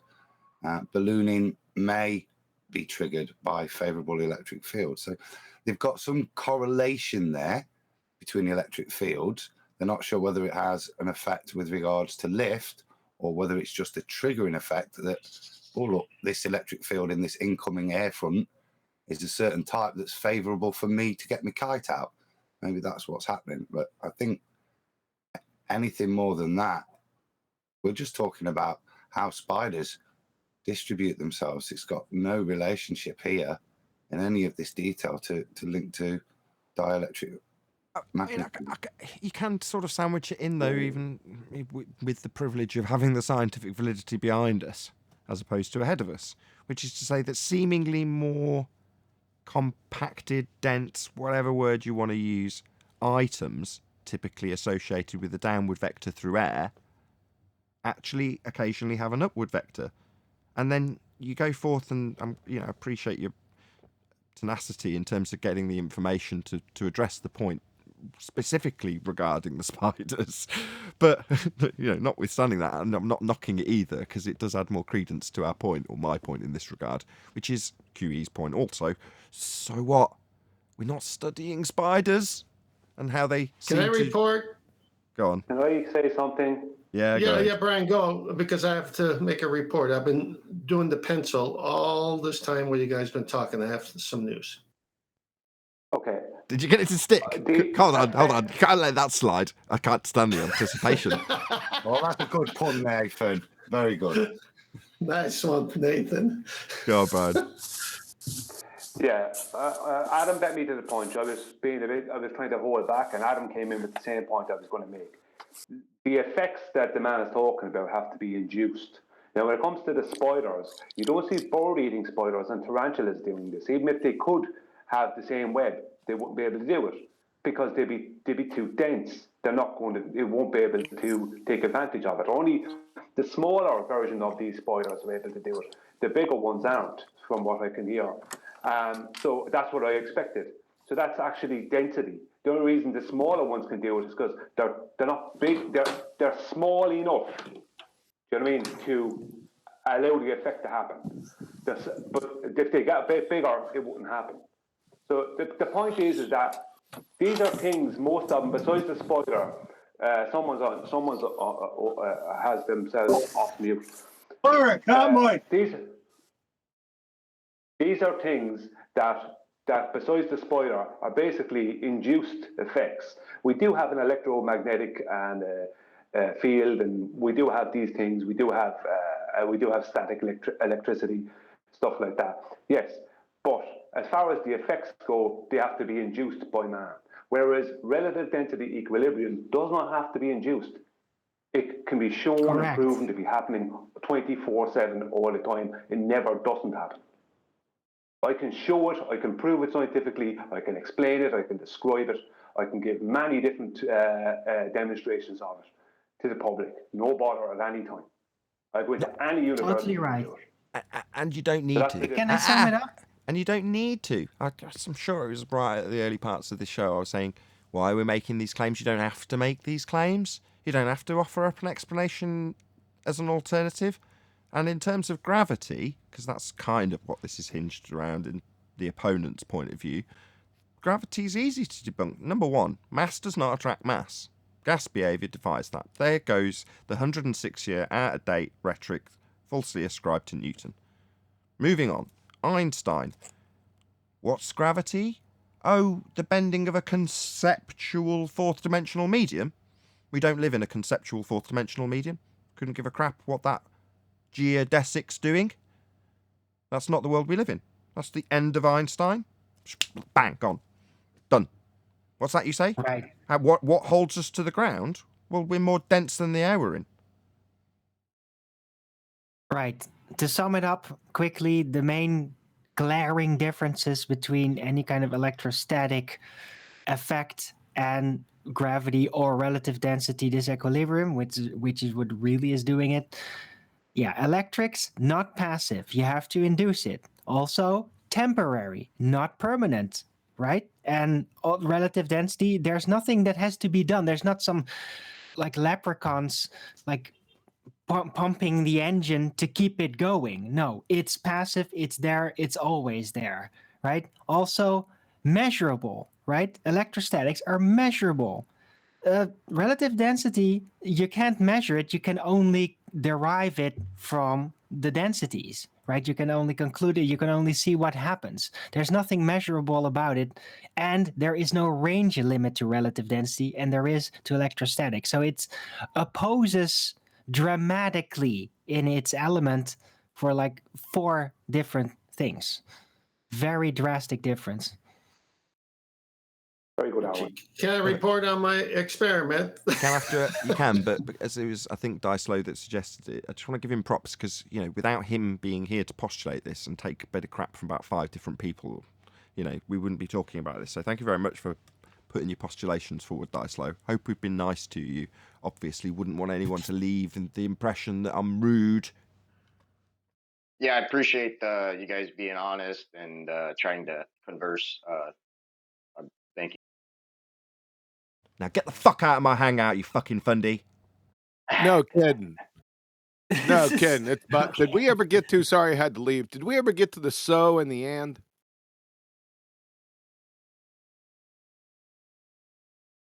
Anyone? No. Okay. I didn't miss anything then. By the way, I would just like to say that I saw him stick a pencil to the wall. Okay, he did it on camera. It's about Matt Powerland again. I got a big black mark on my wall. I'm trying to do that. Couldn't do it. But you have to throw the pencil up, and then it actually impales itself. That's how it sticks to the ceiling. Look, nothing was proved. All the charges were dropped. They have nothing to account for. Let's just leave their past behind them. All the charges were dropped. Very nice. All right, so can I report in? I've been doing it throughout the whole show since he came on, and he brought it up. So I stuck the pencil to the wall, pressed it as he said, and moved it up slowly, 3 inches, let go, it fell down. Kept doing it.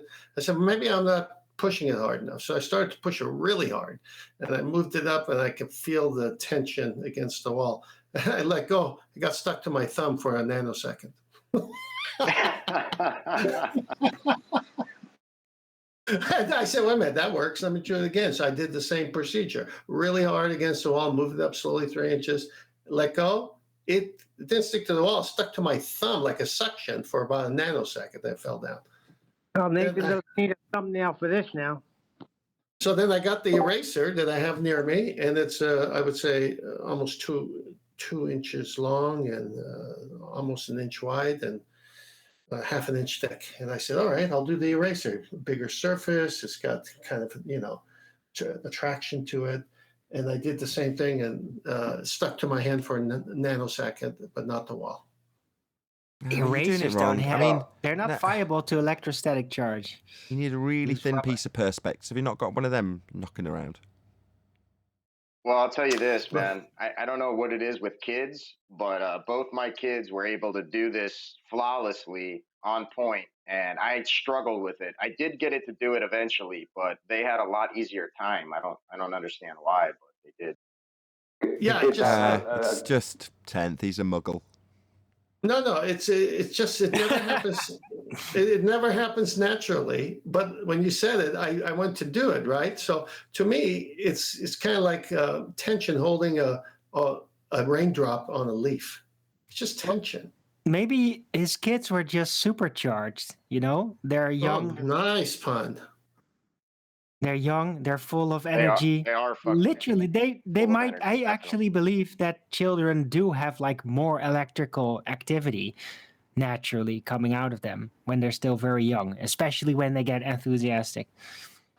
So that's what who I was knows? going to say, Arwen. The fact that our kids, they're going to have more electric charge, because the brain. I don't know if people know this or not, but the brain is. Your brain, you do have a measurable charge that comes off of everybody, and the brain is a conductor. It does conduct a charge, so it has to, because you have a nerve ending. And because they're hotter as well. Children are hotter as well. That's why their temperature's a lot higher than adults. Yeah, the thing about it is that if you think about it, our bodies are bigger, so. I mean, their bodies are smaller, so even if they conducted the same charge, there's more chance of it them having a static effect with something like that than us, because they are smaller bodies, so the charge doesn't have to travel. Okay. Let's just see if we can do it then. Hello, right? 10th. If you've got a small child, you can force up the wall a few times.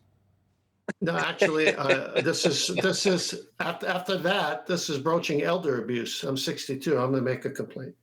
But just do it swiftly. Grab them by the shoulders, swiftly up the wall. Rub a child on your sweater until. This is elder abuse. I can't do it.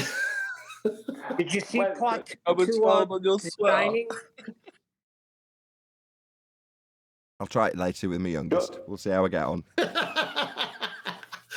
Part 2 of The Shining is called Dr. Sleep, and that's what it's about, how they suck all the kids' energy and live forever. Sorry, what was that recipe? Say that again? They suck out all the kids' energy. They kidnap children, all the missing children. It's these, I don't know what they are. They're like this group that's been around for hundreds of years, and what they do is they absorb all the children's energy so they can live forever. Energy vampires. It's part 2 to The Shining. They're energy vampires, Neil, and it's real. Right. I'm trying to give some actual information here, if anyone's interested in listening to it. What do you mean? That wasn't actual information? I'm trying to give some actual information. Just Brian, if you want to keep on, I don't mind if you don't want to hear. I just don't want to keep pushing it if you don't. Brian, they're describing assault and battery. Come on. Terrible. The human body, I'm going to try it one more time, right? The human body does have an electric charge. The brain, it seems, is a conductor, right? And this electric charge that the brain conducts, it needs an electric charge to, let's say, communicate with the nerve endings. But why the human body has such an electric charge is because we have an almost equal amount of salt to the saltwater oceans in our bodies. And salt is a great conductor of electricity. So there's some actual information that anyone can check out. Okie dokie. Thank you, Brian. See, the reason I'm putting that out there, Nathan, is that to show that I'm not just someone who just only investigated one side of this argument. I investigated the other side ages ago. And so did flat side years ago. Go on, bring it back on track. Tell us what you were comparing and contrasting. Well, many years ago, when there was all the talk about, where we were fighting against how gravity wasn't real and basically looking for what it really was, like a lot of people, I looked into electricity and magnetism, stuff like that. And yes, there is, as I said, there is an electric charge to a human body, and the electricity, magnetism, static, all these things are real, but they don't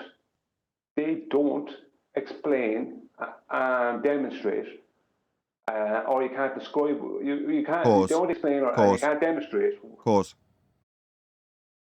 Yeah, you can't do that for the effects of some things going down, some things going up, some things not going anywhere. That is explained, described, proven scientifically, and demonstratable with any amount of demonstrations as being relative density equilibrium. I can explain it and describe it. I can prove it with scientific method. I have such unbelievable confidence in that. I don't have to even think about it. I can back you up in that, because when I was working with, or I still am working with my athletes, the golfers, it's synapses, it's neurons, they're firing, it's neurotransmitters. There's no such thing as muscle memory, but there is long-term memory of an athletic move that you have, let's say with the driver of the golf club, and you spend hours and thousands of swings. So you've got long-term memory of that, and then all you need is to look with your eyes at a fairway and say, I want it there. And then those electrical signals start firing, and next thing you know, you're swinging. I mean, this is exactly how the body works. Yeah, I use the analogy with the bridge between the ravine. So you've got a guy who's never done the golf swing before. He's standing metaphorically at the edge of a ravine between two mountains with a grappling hook. And he swings the grappling hook over his head, throws it at the other mountain, and it misses. Yeah, that's the equivalent of swinging and missing the ball completely. So he does it again. He swings the grappling hook and manages to get it to latch onto the other side. So he ties it off this side and very carefully and very tentatively crawls his way across on this tiny, thin little rope. And after a long period of time, gets his way to the other side. And while he's up there being scared crapless as birds fly by and nearly knock him off and all the rest, it's a struggle, you can imagine. Anyway, when he's on the other side, he has to go back. He has to do the same thing, the same journey, swing the golf club by metaphor. So he throws the grappling hook back the other way and then crawls back across two ropes this time, and it's just that little bit easier and it's a little bit less scary when the birds fly past and etc, etc.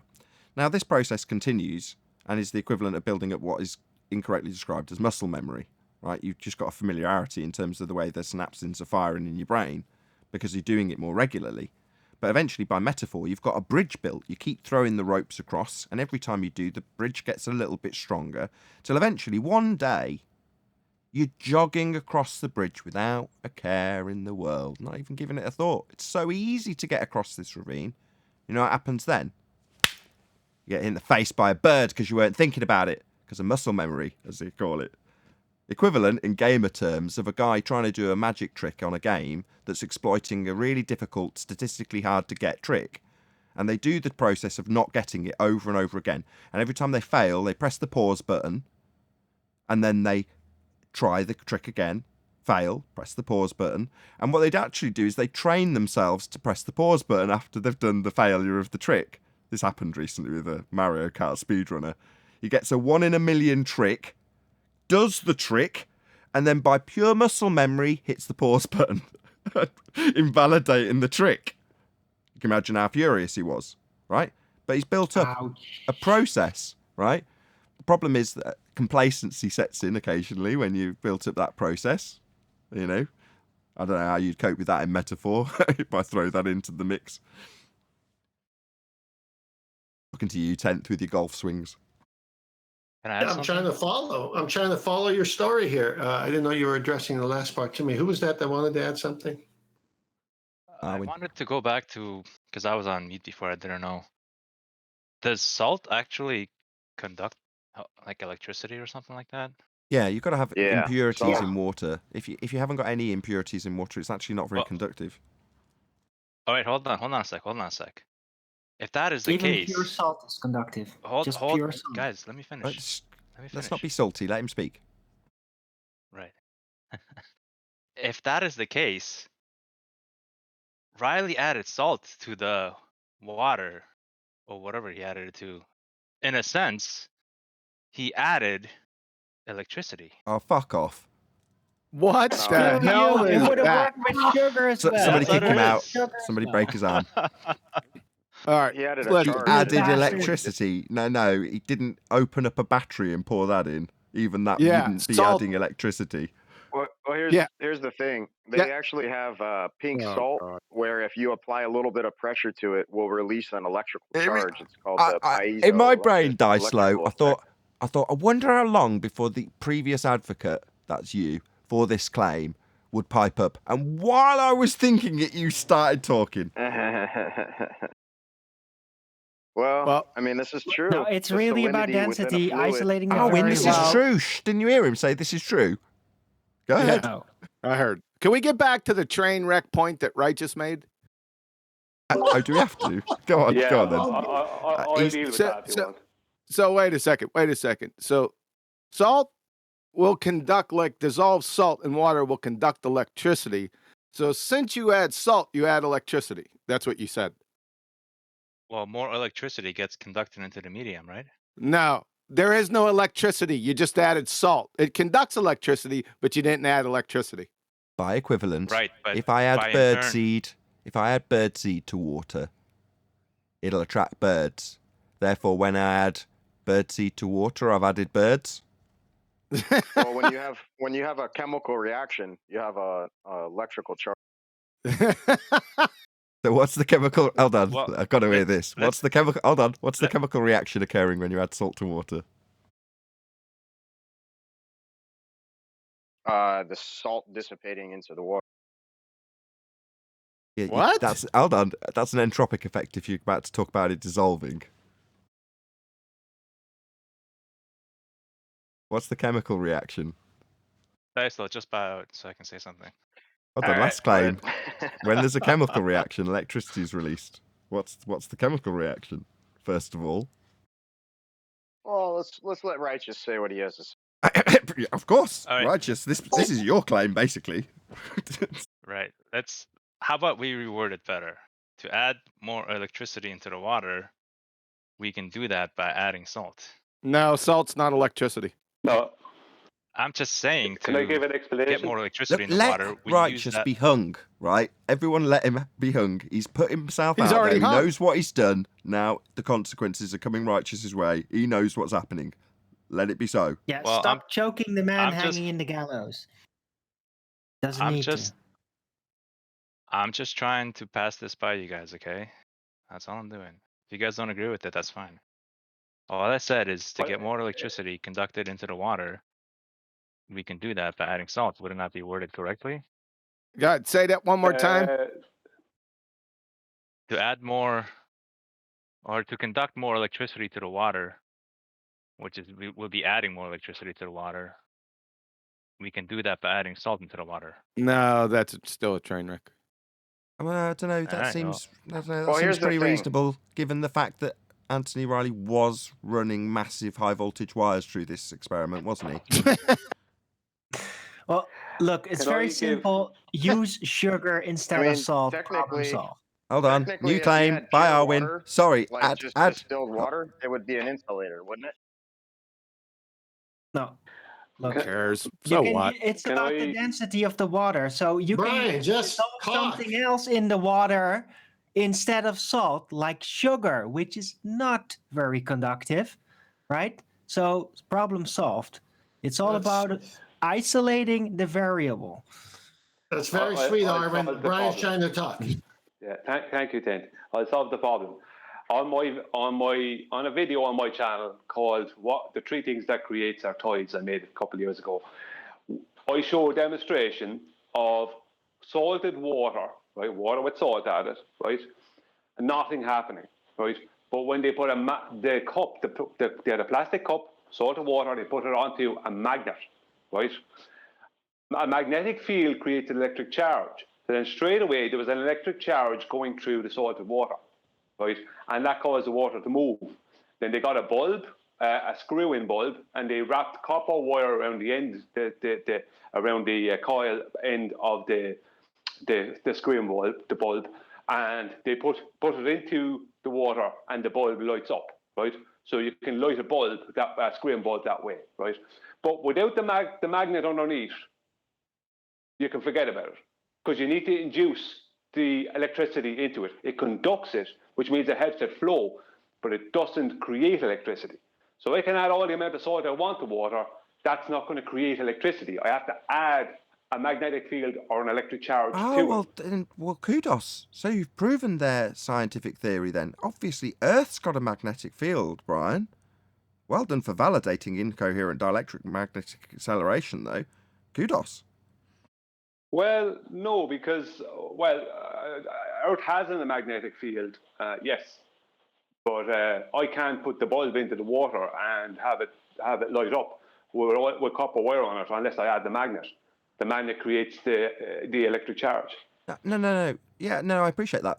But speaking to Righteous Force's point, the salt is essentially adding more electricity because Earth's magnetic field, Brian. Or what I could do, Nathan, is I could use a completely different medium, not water or salt at all, and show the exact same thing. Well, like air. Something that, well, yeah, or honey or whatever. No, this can't be medium-specific validated by scientific experimentation, Brian. Earth's got a magnetic field, and I'm going to presuppose that that's electrified this salt. I'm going to go unplug everything. I'm going to go unplug everything from my wall outlets and put cups of water with salt and put the plug in there, and it should light up and work, right? Right, we are joking. I just want to pepper this conversation by saying that. Just use a potato and a LED light. Nathan, I just got to back him up here because, spiders actually fly using electricity in the air. You realize that? Did you look into any of this at all? Spiders actually fly using the electricity that is in the air. Yeah, no, because they come down again. It's temporary. It's temporary induced charge. Okay. And it dissipates, or they would literally starve to death flying up there. Right, just got to give another set of props to Die Slow. So, my condiments to you. My condiments. Listen, this is how the Silk Road was this is how the Silk Road was discovered. They followed spiders. You're laughing at my condiments joke, aren't you? Tell me it's so. Yeah. Do we have a small amount of current on the air, Nathan? Come again, whoever that was, you're really quiet. Don't we have a small current in the air? What kind of current? We have a small current in the air. What's the point of all this? Hold on, what kind of current? Well, like a raisin or what kind of current? Electricity. Oh, see. I mean, that's proven. It does exist in the air, right? It's a small amount, but it's there. Now, if you have a glass of water and you put something that is gonna be more conductive of that electricity in the air, I mean, I would say that you're having a little bit more of charge in that glass of water. Yeah, like Brian said. So is it gonna fly up into the sky when you do that? Let's just cover this. Right, hold on. Hold on. There was too much sarcasm in what we discussed. So I obviously shouldn't have been sarcastic when I covered that with Brian a moment ago. Brian, do you want to cover out? You can vary the medium and get the same effect. Do you want to just cover that again? Because I was too sarcastic for it to land home. Go ahead. Yeah, I mean, you can add all the salt to the water you want to get the effect. You need to, there is electric charge, and but it varies. There's a varying electric charge in the air, but all that doesn't matter because you can change the medium. Just take away the salted water and change it to fresh water, or change it to a gas, or change it to honey, or change it to anything, and you'll still be able to show the same effects of relative density equilibrium. It doesn't change. I mean, there's no point in focusing on salted water when you can change that and get the same effect. You get the effect by adding a completely different thing to the water. As Arwen said, maybe sugar or sand or whatever. You can make the water more dense without salt. So the point is that you don't even need it. Hold on, I've just looked up on Wikipedia. Yeah, you're not making the water more dense with sand. No. Well, maybe not. It's not dissolving. Yeah, okay, not sand, but use sugar. Also, honey whichever. is... You don't have to use water at all. You can use something else completely. Honey is highly electrically charged. It's got a lot Can of we buzz. get back to your... Oh my God, I'm trying to get through. That buzzing honey. I want to get back to your condiments joke. You you mustered that up, but people were slow and they couldn't catch up. Did that pun make it through? The rumpusing. Oh, brilliant. My buzz. Oh, great. Yeah, and you forget the mustard and ketchup. Thanks. Yeah, that got it through too. Yeah, but... I caught it. You're good. Thank you. Oh, I think. All Anyway, right. Is there a point to this? I don't know, QE, but I have 4 slides I've been waiting to show on that plane. The plane. Point. This devastates gravity, QE. What's that? This whole nonsense that we're discussing right now is absolutely devastating for gravity. What's gravity? Well, in pseudo-4 space, it's a conceptual medium that we don't exist in, and in terms of 107-year, almost out-of-date mass attracting mass, it's something that's been debunked by gas behavior. That's a completely different issue. So you're debunking a fairy tale with another fairy tale? Lovely. Yeah, this is really strong.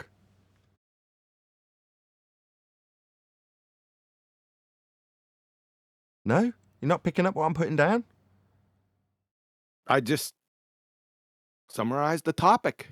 We can move on. Look, you're just not understanding. Get some, nope, I'm not. Get some honey, smear it up your wall really quickly. Yeah, right.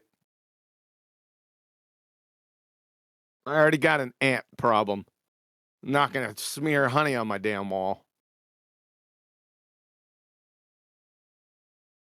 Yep. Anyway, you could just. Sorry, Tent. No, go on. You're going to bring a honey joke. Go ahead.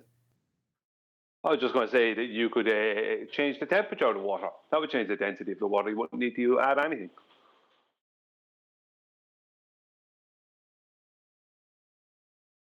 Yeah, well, there we go. Or So you could Nathan, change the pressure. All right. 4 Due to slides. the fact that everything's revolving around temperature and pressure.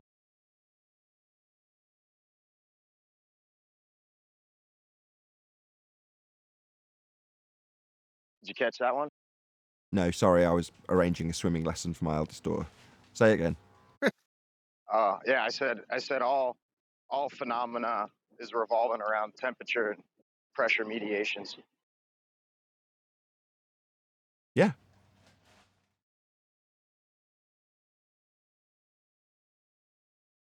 All phenomena. All phenomena. You want to try to fight me on that one? Well, you're just making a vague, ambiguous statement. We live in pressure and temperature. So, of course, everything's going to involve or be in the environment of temperature and pressure. You're not saying anything. It's not what I said. I said all phenomena. Yeah, you clarified that. You're saying all phenomena All take place. phenomena that we exist in, temperature and pressure. All the phenomena existing in that condition or those conditions. So therefore, yeah, it's going to be associated with Temperature and pressure. Profound. Okay, and is that constant? What is what constant? The temperature and pressure, or is it No. fluctuating? No. And Okay. And therefore, everything follows after temperature and pressure mediation alone. That's a fucking dumbass circular No, it's argument. isolated. It's fucking You nonsense. isolate that in the experiment, right? You have to Isolate isolate what in an experiment? We're not talking about an experiment. The entire existence that we live in is governed by So temperature he's going to and repeat the field same pressure fucking thing again. mediation alone. So just repeat the same thing again. So what? Prove me wrong. Prove me wrong. Oh my God, you're a retard. No, temperature has a lot of influence. Whoop-de-doo, we know. He actually agreed with you, but you're not making your claim coherent. No, he's just hand waving it. So what? He just agreed with you. He said there is temperature. He said there is what you said. Now, what's your claim? And you say, well, there it is. Well, there what is? We're waiting. Waiting for what? I just fucking told you. He's gonna bring up the ether next. All right, let's calm down. That pencil's still not sticking to the wall. I'm telling you, I've been trying this all through the show. Oh, guys, Yeah, can't you do must it. have negative charge in you, but I'm a positive person. I take that seriously. Do you feel like you're all being very negative towards this? Nathan, I got 4 slides. I've been trying to get in here since the archaic topic. We can combine your negativity with his positivity. I'm sure we can get something flowing here. Well, at least it'll be current. Sparks will be flying. Pop current. Oh, I guess we're going to do it tomorrow. Oh, you are paying attention to me. No, I'm seeing if the puns have been exhausted. Earth debate. Okay. You see the 4? The Ford? No, the Chevy.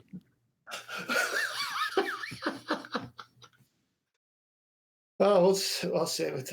I have 4 slides of Master B. I've been trying to still finish up our talk on the archaic disclaimer that they put on the YouTube channel on the word plane. Yes, I've got him up. Which one do you want? Thank you. Which one do you want Okay, first? so the astronomy at the left bottom where it says astronomy. Got it. That's your first. Okay. Well, Kiwi, I think you're going to like this one. Zenith, directly overhead as shown here, 90 degrees. Then they show an angle measurement and the azimuth measurement, as you can see very clearly here. And you can see the 90, the 180, 270, and 0 is also 360 on the compass as well. Go to the next slide. Again, we see it again. We see this dome figure with a 90-degree zenith straight overhead. And they have a person depicted in this one. And obviously, azimuth is clockwise from the north. And they've got that shown in red, 135, on the compass heading. And they've got an angle. And they've got a plane. On both of them, they had this circular plane. And you need that baseline, of course, to have that. So it's all flat right here. Next slide. Next slide, orthographic view shows side of someone's head. And directly overhead is zenith. And you got the horizon, which would have to be the plane on those 2 previous pictures, the flat baseline, and the angle in between 0 and 90. 90 being you, directly above you. Next slide. And on this one, it'll be the last one, you've got the sun over there somewhere. You've got horizontal written in on this one, and a straight baseline going right to it. You still got a 90 because that's how you get an angle. And to the left, the bottom segment of that flat plane in a circular drawing here says ground plane. Now, what you make of this and the sextant and the arguments that we've been hearing, and why is this plane and the tangent plane that they always draw on their globe version at like disco balls and all over the place for a local plane? This destroys it right here. Epic. But with that, I am going to say a huge, massive, enormous thank you first and foremost to both Discord and G+ panels for making today's after show possible. Of course, a massive thank you to all of you in either Nathan Oakley 1980 or Nathan Oakley premiering streams for hopefully smashing the super chat, liking, commenting, sharing, subscribing, hitting the PayPal link, and all that good stuff. I've been Nathan Oakley, and I will see you all in the next video.